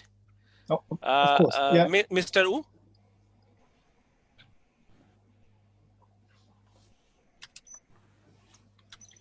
So I was originally asked to speak about Korea's policy toward Asia, and I think that will make my discussion overstretched. So let me please focus more on our bilateral relations with Bangladesh. Our two countries share much of our modern history. As you are all aware, colonial rule, independence, and war, and also fundamental values like democracy and market economy. And we have seen great achievements in our bilateral relations in many ways since 1973. The trade volume grew over 800 times, and more than 150 Korean businesses are active in Bangladesh. Today, Korea is the 5th largest investor in Bangladesh with $1.1 billion. And it is in the pandemic crisis that our two countries showed undiminished cooperation. We have a saying in common in our two countries: a friend in need is a friend indeed. Under a special consideration by the Bangladesh government, we could fly 10 chartered flights and bring in over 1,000 Korean nationals from Bangladesh. Let me thank the Bangladesh government once again on this occasion. The Korean government decided to provide $50 million EDCF this year and COVID-19 test kits and masks, and worth $1.2 million. So our cooperation is going very smoothly and very well, even in this time of crisis. Now, let alone the pandemic crisis, the international environment is, however, undergoing massive changes, challenges, and growing uncertainty. The US-China relations, for example, and major powers, Indo-Pacific strategies, and the like. Our two countries share interest in the peace and prosperity in the region, and we both want to maximize the synergy of our external policies and strategies. So we need to take the relations to a higher level. And here are my suggestions based on the basic policy toward Bangladesh. First, the economic cooperation is mostly, as you know, concentrated in primary manufacturing like textiles and apparel. So we need to expand it to more value-added industries such as ICT, infrastructure, energy, health, and beyond. So it is encouraging that Samsung opened an R&D center in Dhaka, and Hyundai Motors is building an automobile assembly factory in High Tech Park. In July last year, during Korean Prime Minister's visit to Bangladesh, we could renew our will to expand our cooperation to energy and infrastructure. In this regard, we need to make the potential Korean investors feel more comfortable and assured by solving unsolved cases like the Youngwon cooperation case. So second, we need to improve or even change the image of Bangladesh as an investment destination for ordinary Korean businesses. Now, everybody in Korea knows very well that Bangladesh has huge economic potential, but most Korean companies hesitate and find it challenging to move their enterprise to Bangladesh. This is the reality still now. The red tape, the unknown risks, or unfriendly business environment, which they imagine. And they ask to me, what do we do with the first day we get there in Bangladesh? What are the laws and guidelines in investment there? How do we get power and the internet to my office? How can I purchase property or register commercial vehicles?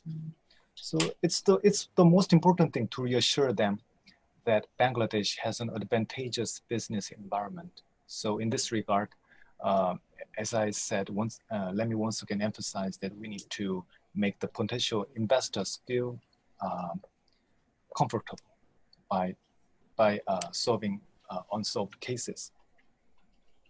And third, we need more grassroots people-to-people exchanges. Of course, it is not easy, and sometimes it's hard to find where to start.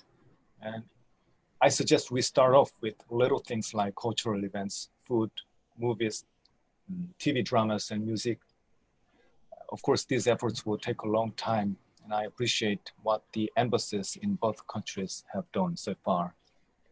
And last, our two countries should go beyond bilateral relations, strategic collaboration in regional mechanisms such as the ARF, and global issues like vaccine, climate changes, and the UN. By doing this, we can strengthen bilateral relations and then strategic synergy in a virtuous circle.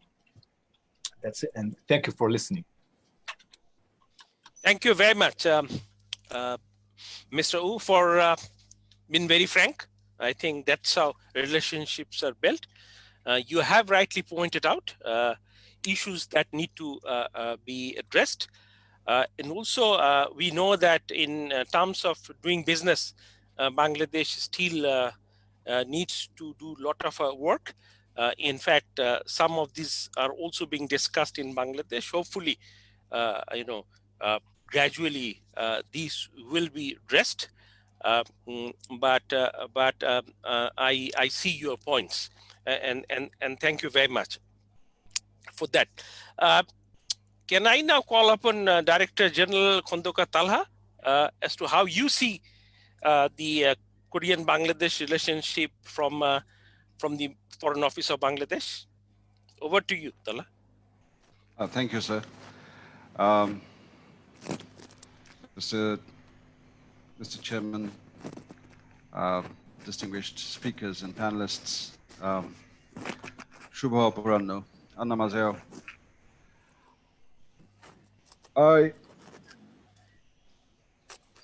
From the Foreign Office, Bangladesh Foreign Office, we see, like our Korean colleagues, we see that the bilateral relationship is standing on very strong footing. We do have excellent political relations, but what we feel is that there is enough scope to put more substance into that political relationship. And that's where all these investment and business relations come in. That's where the cultural inputs come in. That's where we look at collaboration beyond bilateral. So there is ample scope for expansion. And I think like Republic of Korea, we do not also have any security issues as such in our relationship. And therefore, it is a sort of neutral economic bond that we are looking for with all countries as we pursue our foreign policy dictum of, as coined by the father of the nation, Bangabandhu Sheikh Mujibur Rahman, it's friendship to all and malice towards none. So the relationship that has evolved over the last 47 years, it has produced this a degree of business relations, but there is much scope to expand that. There are new areas where we can work with each other. And I would like to actually go over some of those areas. And this is taking cue from what Ambassador Yi has mentioned. It's about the elevation, diversification, and generation. Now, first of all, I would just quickly go through 4 areas that can actually add more substance to the relationship. One of them can be achieved in short term, the other 2 in the medium term, and the last one in long term. So firstly, what we can learn from Republic of Korea is how to have a skilled human resources developed to meet the challenges or meet the requirements rather as we progress, as our economy progresses. So we would require, if Bangladesh is to move from the current position to the 23rd largest economy in no time, then we will need this required skilled workforce to feed into the various development projects, various new industries, various high-tech industries, which we see that could be on the cards for many, and those are the and we do not have sufficient skilled labor, sufficient skilled workforce to cater to their needs. These skilled personnel can also be fed into the existing EPS system, which can also meet the demands in demand of workforce in Korea. They can also feed into the requirements of the Korean companies which are working in Bangladesh, and also other industries where which will actually require new skills to develop. And without these skilled workforces, I think it will be a huge challenge for us to take the next leap forward. Therefore, I think what we have seen is that if we can jointly establish a center which can actually train people, and this can be a center which could train people into they can learn Korean languages there and Korean cultures there to feed into the EPS system, and their Koike and King Sejong Institute Foundation can play a role as well. Then these skilled personnel can either find opportunities in Bangladesh or in Korea. Secondly, we have delimited our maritime boundary, and we are ready to explore the blue economy. And South Korea has got a lot of experiences in exploring maritime resources.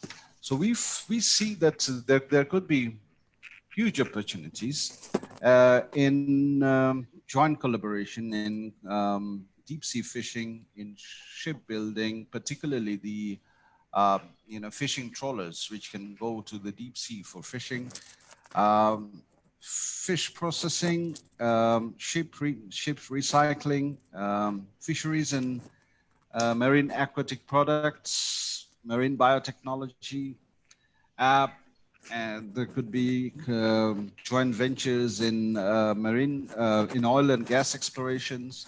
So there is immense possibility in that particular area, and we can mutually benefit through our collaborations in blue economy.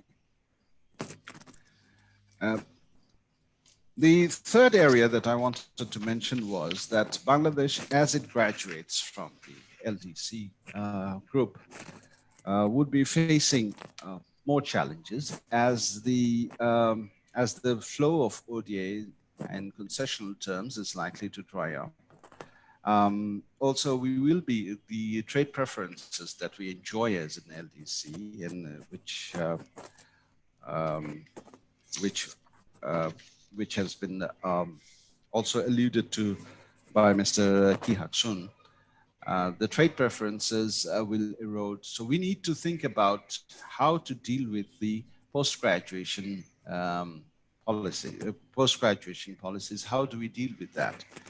On top of that, we will be graduating at a time when, hopefully the post-COVID period, the international economic situation is likely to be uncertain. And in such situation, we may fall into what is known as the medium income trap. So in the middle income trap, Bangladesh hopefully has crossed over the low income trap. But in the middle income trap, unless we develop a technological base, it is going to be extremely difficult for us to deal with the middle income gap. There are only a handful of countries which have successfully met the challenges of the middle income trap, and Korea is one of them. So we can learn a lot about how to deal with this from the Korean experiences.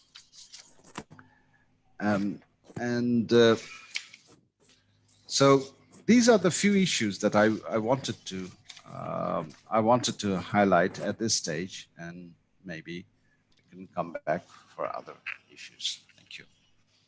Thank you, Director General Talha, for actually being very precise, very to the point, as always. So thank you, and with this we come into the first circle.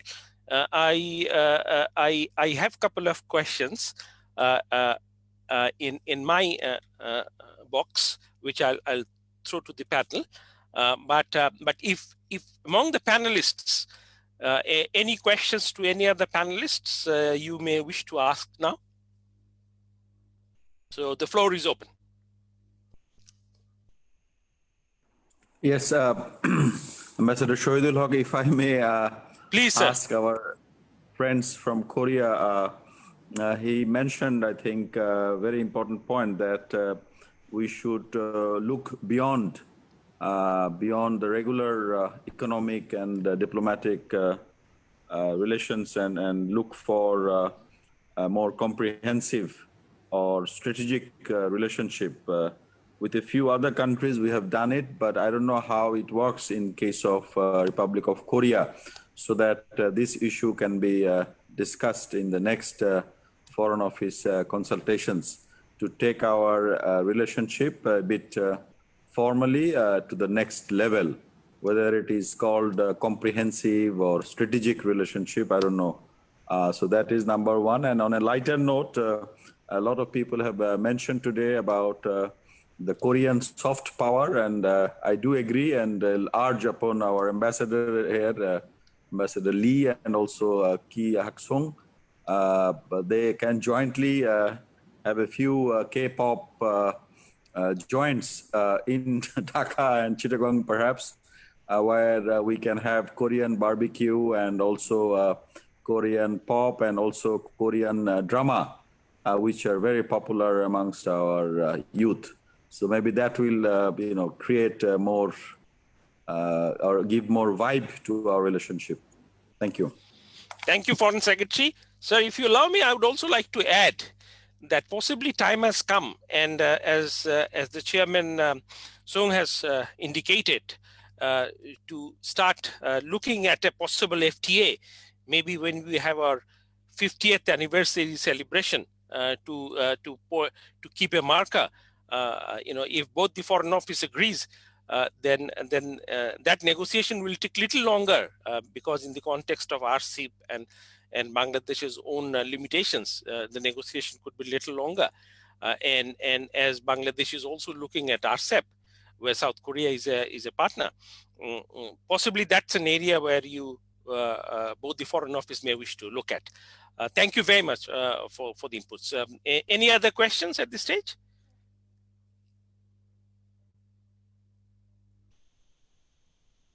I have, in fact, two questions, and I want to throw it to the floor. One is that, we always loosely talk about technological collaboration, innovations, but actually, can someone tell me in one sentence that what actually need to be done? Talha has lured us to the EPS style skill development, but technology is much larger and bigger than that. And we know that South Korea is currently leading in the world of technology and innovations, and it has also fixed its eye that they would like to be the leader in the world of technology. So how Bangladesh is relatively behind in the technology and innovations, although ahead of many other countries, but not certainly Korea, can do together. Any taker of this question? I think. Sir, please. Yes. Chairman Sung. Many years ago, I was suggesting that when you are sending your labor, rather than sending labor, you send a young,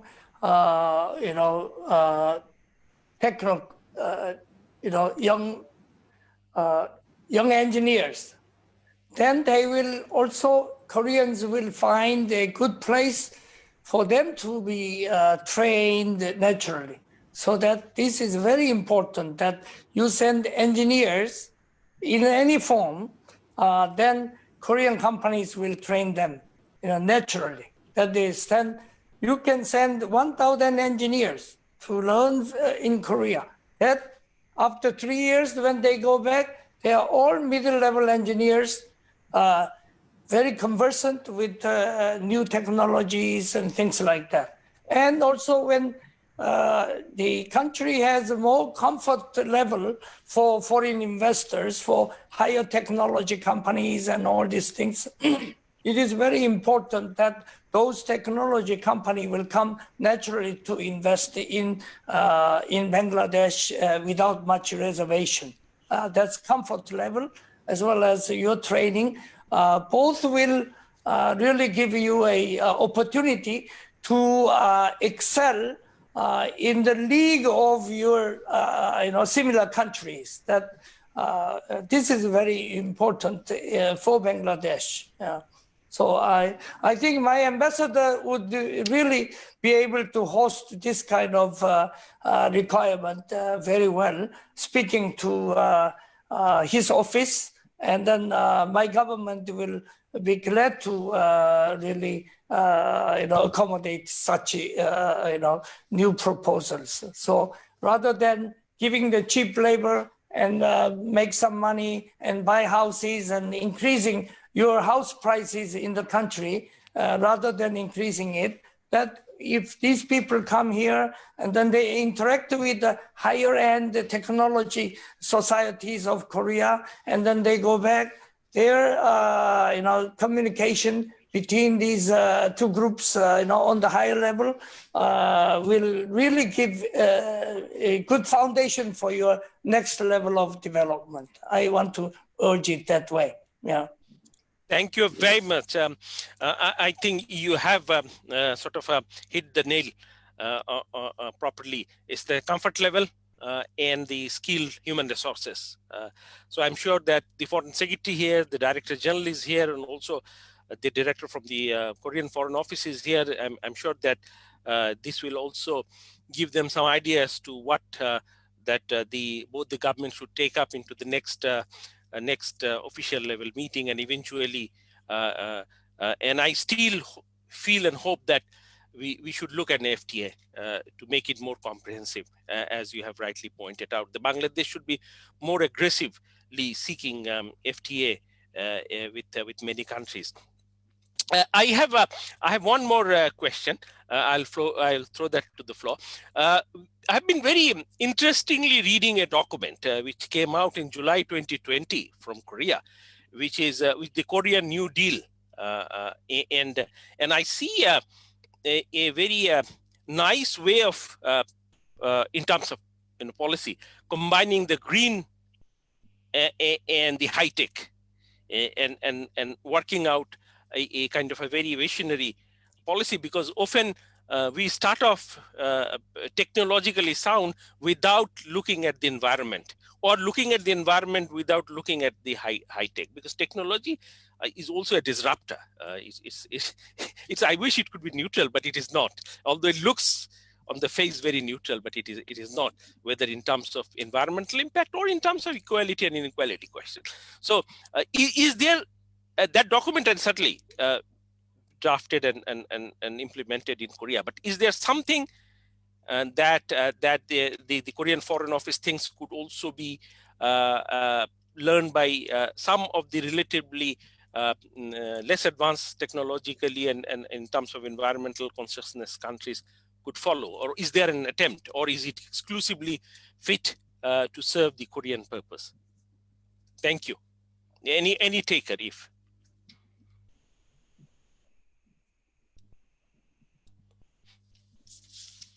How about Professor Wang Yi?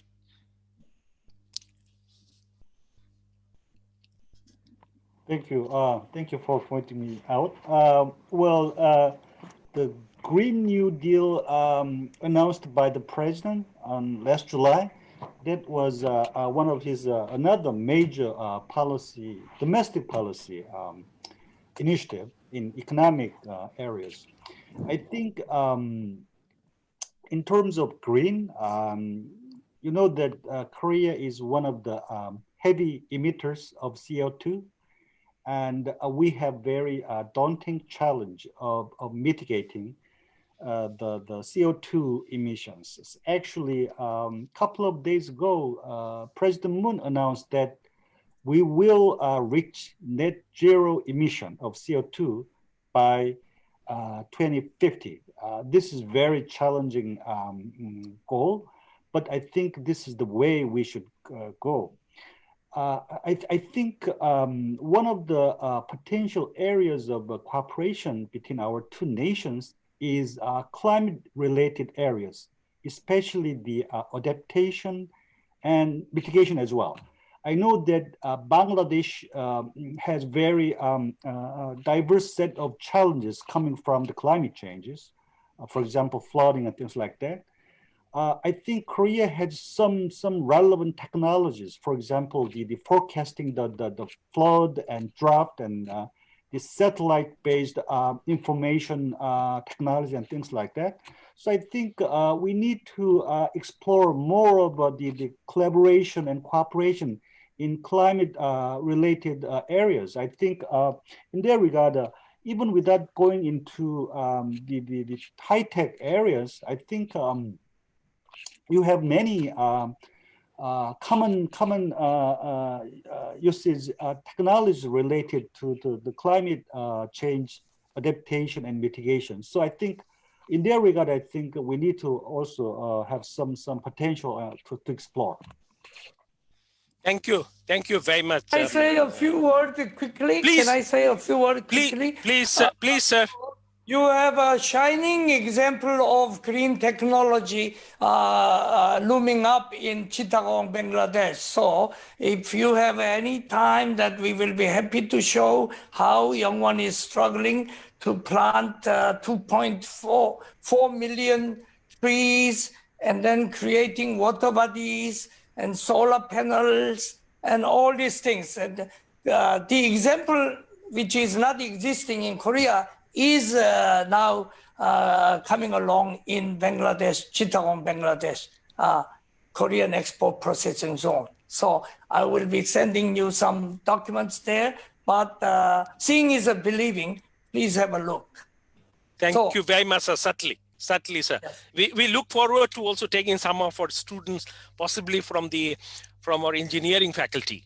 We have a large engineering faculty, and I'm sure others will do. Sir, we have a colleague of ours, Miss Catherine Lee. Talha, I'll come back to you in a minute. We have a professor, a colleague, Catherine Lee, with us. She wants to ask a question. Catherine, you have the floor. Thank you very much. I really appreciate that.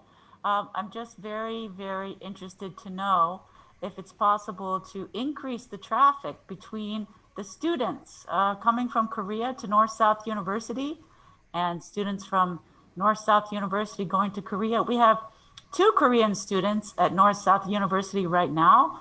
One is getting a bachelor's in economics and the other one a master's of English. And they're both very, very satisfied students at North-South. And we frankly would love to have more students from North-South University. So if there's anyone at the embassy that I could talk to, please let me know. I'm the director of the Office of External Affairs. Thank you very much. Thank you, Lee.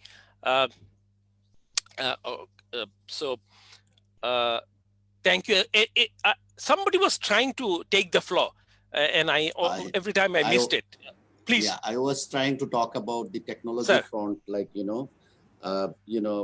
from the university point of view. We would always like to see that, the partnering institutions or partnering countries are going to come forward to the university to establish, high-tech or innovation labs there. I think Korea has that potential to support us, because all these speakers finally been able to talk about one thing, that, our relationship now from ready-made garments, we have to go to advanced technology or frontier technology. When we talk about advanced or frontier technologies, these technology things has to come at the very beginning in the academia.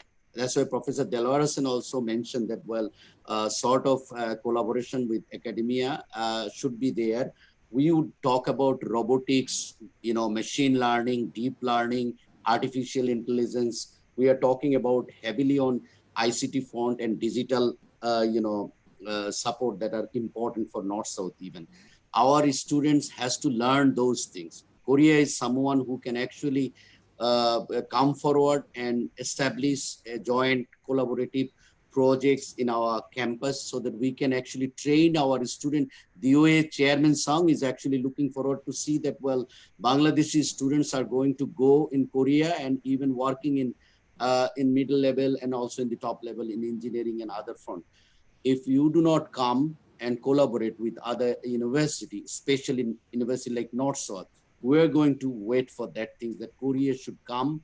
The way I submitted last week one project in Korean Ministry of Education.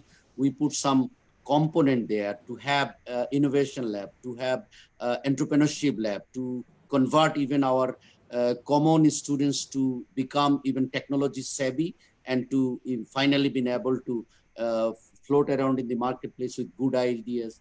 I believe that, well, Bangladeshi students are heavily creative and innovative, but they do not have that facilities in our country or in our institutions. So Korea is advanced in many technologies, and I think that collaboration should be there in our university with Korean universities. Thank you. Thank you very much, Professor Anand. I think the message is very clear, and that's why this kind of dialogue is extremely critical, so that we can hear out each other. DG Talha. We are already little over, but we'll try and wrap up quickly. So, Talha, you have the floor. Oh, I'll just take less than a minute.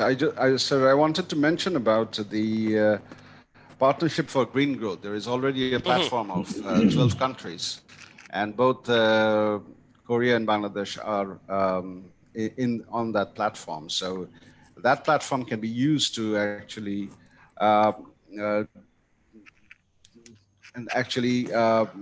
collaborate on green growth. And this also affords the public-private partnerships. So that is an excellent mechanism. And I think Korea is going to host the next meeting middle of next year. Great, thank you. Thank you for flagging that with us. We are coming to close, but before that, Ambassador Lee, would you like to take the floor? I mean, just if you so wish. Yes, listening to this intervention among the panelists, I cannot but try to share with some of the information what I'm doing together with the government of Bangladesh, especially regarding the young people and ICT and tech-related things. We have at least two ongoing projects. One is with the ICT division with the State Minister Palak. We are developing a project to promote Bangladesh young startups, and we signed an agreement for that project for 3 years. And under this joint project, Bangladesh ICT division will select 5 teams up to 10 people every year, talented potential startups with creative ideas through a so-called Ideathon competition. And this competition has been done very recently, and I believe by now ICT division might have come up with these 5 teams and 10 people. And the government selects these 5 teams, and they send them to Korea. And in Korea, we host them for 6 months. And together with the Korean expert and institutions, we are providing kind of incubation and mentoring and coaching and even IP supporting, and also making prototype for the commercialization of this idea. So it's been jointly done. And these people, after 6 months, they come back to Bangladesh and they share what they have obtained in Korea with the startup ecosystem in Bangladesh. So this is one good example we are focusing on, not only ICT, but also focus on these young people. And we do have another ongoing program with Dhaka University. With KOICA, we have a so-called capacity building project to promote youth entrepreneurs. So this is, even though the center will be established in Dhaka University, I believe this center will be open to all young people. who are aspiring for this entrepreneurship with good ideas. And in addition to that, I'd like to share that there are at least 1,500 Bangladesh students studying in Korea now, and most of them are in higher education, the master's or PhD degree, and almost all of them are in engineering field. So there are increasing number of Bangladesh students going to Korea, and even though the corona situation, unfortunately, is affecting this increasing trend, but as soon as this situation calms down, I do think that the number of Bangladesh students going to Korea will continuously increase. And for the embassy, we will work closely with the Bangladesh government and also our headquarters in Seoul, how we could further accommodate these aspirations of Bangladesh young people to have their future with Korea and Korean colleagues. And regarding this Catherine's request about this the way for increasing the number of exchanges among students, and I think my embassy will be very open and willing to discuss with you and to seek the ways and how we could work together with the North-South University as well. Thank you, sir. I'll be in touch with you. Thank you. Thank you very much. I think that was very encouraging to hear. Anyone else would like to take the floor at this stage before we go into the concluding session? We have two more speakers. Ambassador Shahidul Haq, I think our Ambassador Abida Islam has raised her hand once or sir, twice. I will give Could the floor give her to a chance, Abida. please? Sir, Abida will come in the concluding session. I know that. Okay. I know that, sir. But I thought that if anyone wants to take the floor, there has been some questions sent to the chat box, which I will share with the Ambassador Lee later on. So I would like to assure some of the listeners that your concern will be taken care in a very humble way at our level. So with this, I take three sort of a takeaway for me. First is there's a huge potential, both sides, for collaboration, lifting the relationship beyond the primary to secondary to the tech and the rest of it. And the second takeaway for me is that possibly we have to work towards enhancing the comfortability each other's further. I think we understand that, those who are in this field for some time. And the third one is the collaboration in real sense to lift the skill level of Bangladesh. I think there Bangladesh and Korea could really form a very good partner, and North-South University, including our technology, our engineering department could come very handy. I'm sure the Vice Chancellor would also flag that. But at this stage, let me call upon Ambassador Abida Islam for a quick concluding remarks. And so Abida and Talha are 2-star, for foreign service. You can see we often depend on both of them for policy thinking and for representing Bangladesh in many places.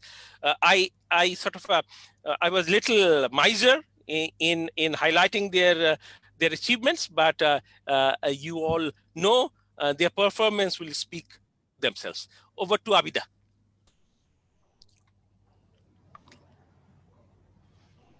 Respected moderator, respected Foreign Secretary, His Excellency Ambassador Lee Jang-gun, respected Senior Fellow, Vice Chancellor of the North-South University, distinguished panelists, ladies and gentlemen, good evening to you. I'd like to extend my sincere thanks to Embassy of Republic of Korea in Dhaka, especially Ambassador Lee, for taking this initiative, which may be the first of its kind. And also I'd like to thank him for inviting me to participate in this important occasion. I'm honored to be a part of this August gathering. I'm also thankful to SIPG of North-South University for organizing this wonderful event. Taking this opportunity, I'd like to register my sincere thanks to Honorable respected Foreign Secretary and the moderator and the distinguished speakers and the distinguished panelists for their comprehensive deliberations and encouraging remarks and to further strengthen our bilateral relationship. My previous speakers have actually covered the whole gamut of our bilateral relationship. I would deeply appreciate the positive tone during the discussion. And as the last speaker, I'm not going to repeat those, just like to mention a few points. During the almost past 5 decades, our bilateral relationship with South Korea has grown in depth and dimension. South Korea is one of our time-tested friend in our journey towards socio-economic development. We share similar struggle for independence and also in preserving the dignity of our mother language. In the international front, we are working closely with South Korea. Bangladesh strongly support South Korea's position on the denuclearization of North Korea. And we're thankful to South Korea for its continuous support at the International Forum on the Rohingya issue and also for extending humanitarian support to the Rohingyas. And we deeply appreciate, as our Foreign Secretary has also mentioned, the South Korea's humanitarian assistance to Bangladesh to fight against the COVID-19 pandemic.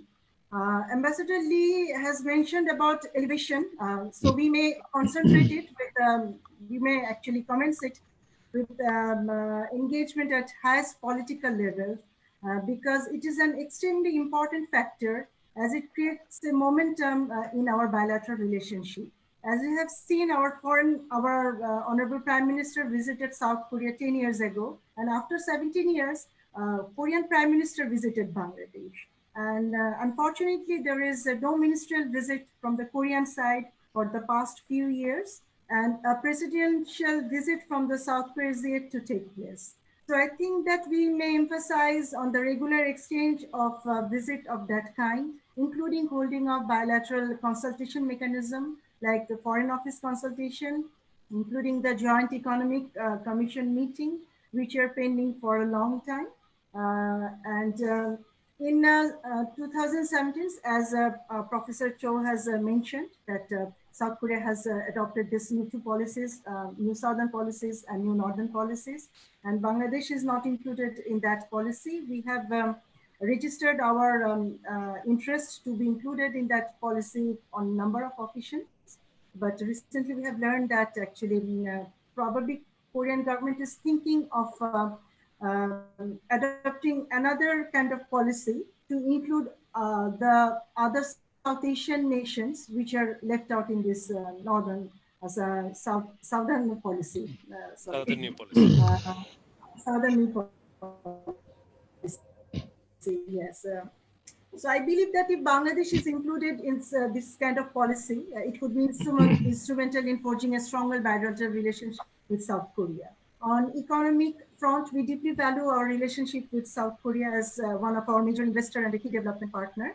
And we're delighted that there is a new areas of cooperation between South Korea and Bangladesh beyond garments. And the South Korean entrepreneurs, businessmen are investing in new areas now in Bangladesh. And during the visit of Korean Prime Minister in 2019, he mentioned that there will be a possibility of cluster investment from South Korea to our EPZ, but we have seen that, yes, of course, already 75 companies are invested in EPZ in Bangladesh. As Professor Chow has mentioned that our bilateral trade is less than 2 billion, and I also agree with him that it should be more. And because there is huge potential for Bangladesh, which are still untapped by Korean business houses.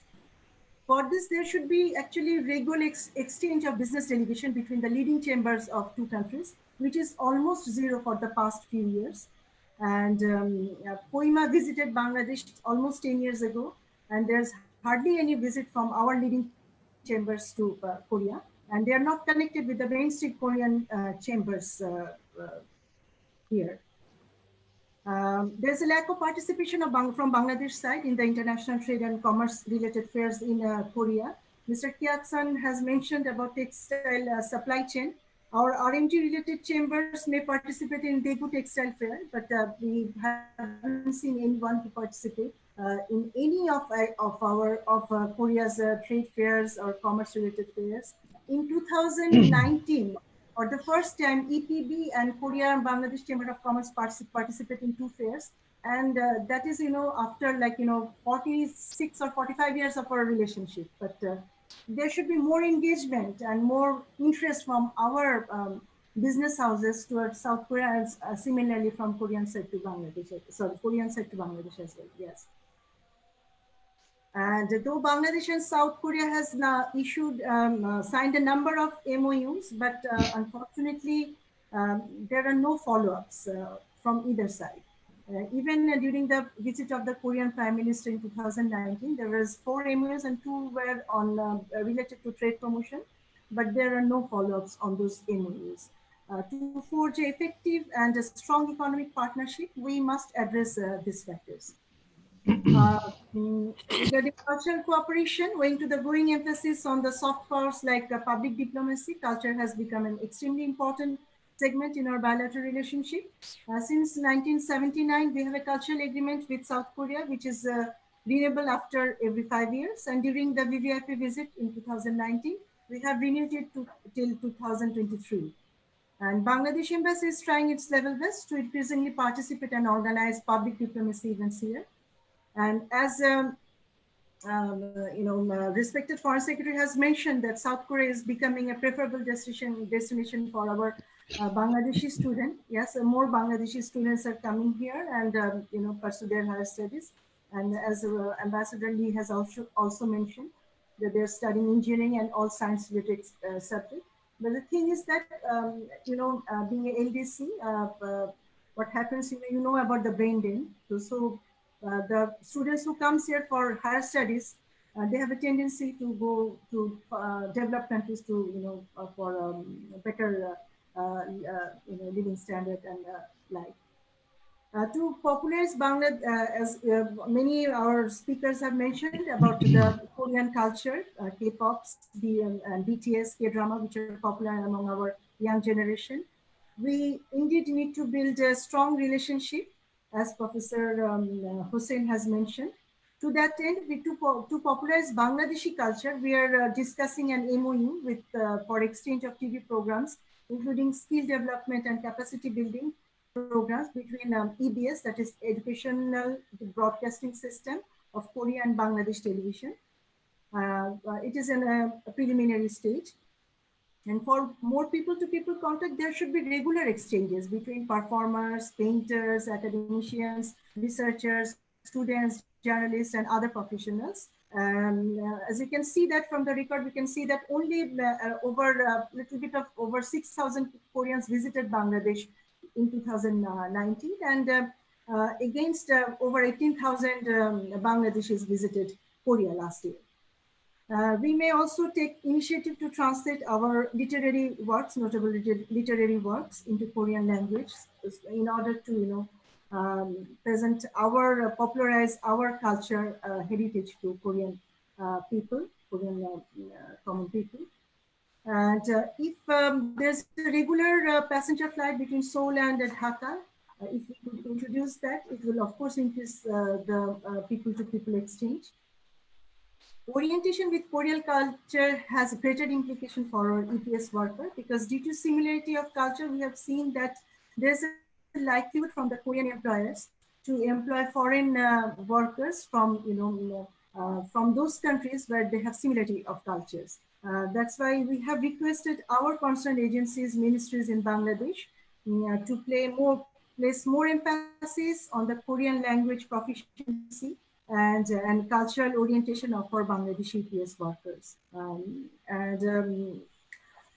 As Ambassador Lee has mentioned, that the number of, due to the recent visa restrictions, our students and EPS workers cannot actually travel to Korea. I hope that with the improvement of the pandemic situation in both the countries and also the distribution of effective vaccines to our workers, probably this situation will be lifted.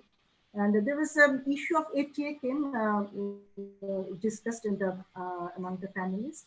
Actually, we have proposed our Ministry of Commerce to start thinking about this process with Korea. Actually, as a LDC, we are getting all kind of privileges because 80% of our imports, Korea's import in here is consists of RMG, and we are getting duty-free, quota-free kind of access under member of AFTA and as a LDC member. So, but I think that after graduating, what would be the scenario, and considering that we should start, negotiating with Korea about the possibility of PPA or that kind of arrangement. So we have sent a proposal to our Ministry of Commerce. They have actually analyzing it, and probably we'll hear something from them. And as mentioned by our previous speakers, that IORA, of course, is another avenue for our bilateral relationship because during the last meeting in October, the issue of blue cooperation in blue economy, trade and investment were discussed in that forum. And regarding the technological innovation and support, Ambassador Lee has updated us. But I also must say that Bangladesh is also doing very well in robotics. But if Korean,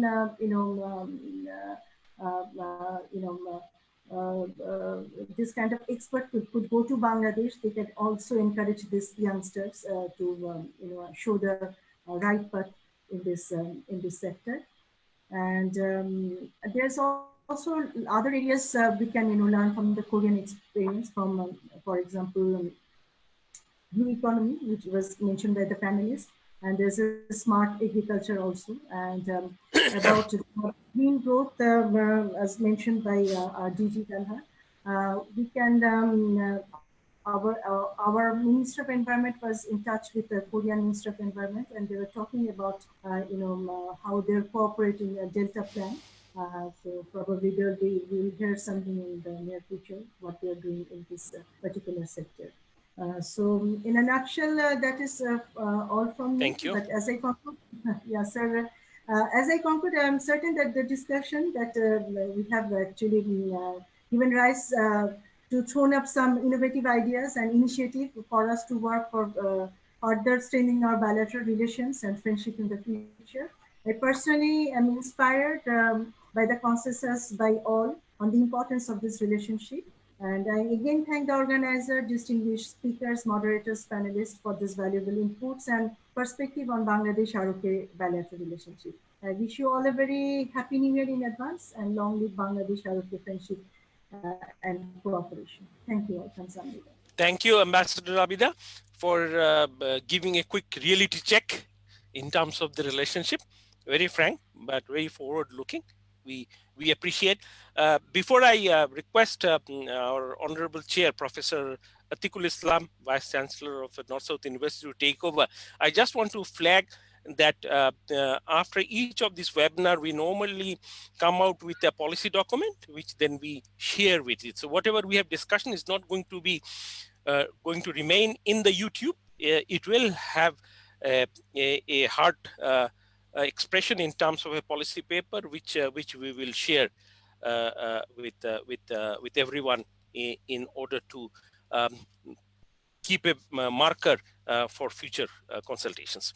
So with this, I will take a leave of you. It has been an extremely encouraging session, especially hearing from the chairman, Sung, and also from the ambassadors and the foreign secretary. I am glad to see that foreign secretary is still around. I don't know how he's still sitting on his chair, because I had a similar saga, and often I could share 5 minutes and then I had to lie down because of this COVID after impact. So thank you, sir, for being with us. Everybody, sir, over to you, Professor Atikul Islam. You may wish to conclude, sir. Thank you, Mr. Shahidul Haq. North-South University is a university that believes in engagement with the community, with the scholars, with industry, with professions, with government, and of course, internationally. A university is nothing unless it has an international dimension. And we also, as Ambassador Shahidul Haq has said, we also are interested in making relevant input to policymaking. We want policymaking to be informed by our research, by our discussions as much as possible. Lots of highly interesting things have been discussed. They are important from the Korean perspective, from the Bangladesh perspective. I am glad that this discussion took place under the auspices of North-South University. I'm very thankful to the two ambassadors, Ambassador Lee Jang-kyun and Ambassador Abida Islam, for giving their valuable time in this way. And I'm particularly thankful to Ambassador Masood bin Momen, who has not been the first time with us. He has given us time generously before, and once again to demand on such a big chunk of time of his working day is something unusual, and we remain grateful to you, sir. Khondokar Talha, Mr. Sumki Haq, I got a letter from him. He's a very wonderful sort of a person, a warm personality, and he made a suggestion about which I'll say something in a minute. Mr. Shen Dong-Hu, Professor Cho Wangi, and Professor Delwar Hussain of the University of Dhaka, and Professor Abdul Hanan Chaudhry, my own colleague, my colleague Sheikh Tawfiq. I thank you all. Particularly, I thank SIPG for organizing this one. I come to two specific points, which is about startups. We have an agreement with the ICT Ministry about startups, and we have a very vigorous program of startups at NSU. And I believe this is the first one, and this is the most active one in this country. So maybe through the ICT Ministry, we'll be working together as a team also. About the other suggestion that we send more engineers, what happened over the last 3 or 4 months is that we have signed an agreement with a Japanese employer group that we will train, literally I would say over a year, hundreds of engineers from various engineering institutions in Bangladesh, and we'll train them mainly in Japanese culture and Japanese language before they land in Japan to work. So similar things can be done with Korea if we can get help on Korean languages. North-South University is open, and we do not believe that any partnership can flourish when one partner always wants to get help and the other partner is supposed to help that partner all the time. We believe that only if there is mutual interest, if there is benefit for both, partnerships survive. And on that basis, North-South University is ready to enter into partnership with any government, with any university, with any research institution, not expecting any extra help from them, but being equal partner, making equal contributions in terms of funding, in terms of intellectual property. And North-South, as I said, is open to those kind of offers. In fact, we are seeking out those kind of offers. I won't lengthen my speech anymore. Basically, once again, I thank you on behalf of North-South University for donating your time so generously to us. Hopefully, this will be of benefit to us all. Thank you so much. Thank you, sir. Professor Tawfiq, would you like to say something? No, I think our Honorable Vice Chancellor has done a wonderful job by giving thanks to all. We are very happy and grateful to all the participants and panelists. So with that note, we can conclude it. And as we promised that we will share the policy brief with all the relevant stakeholders and participants when it is ready. So thank you, we are ending. Thank you, everybody. Thank you all. Thank you. Thank you very much. Thank you, Ambassador Lee. Thank you. Thank you, sir. Thank you, everybody. I will see you again. Thank you. হ্যাঁ, clear করে দেবো।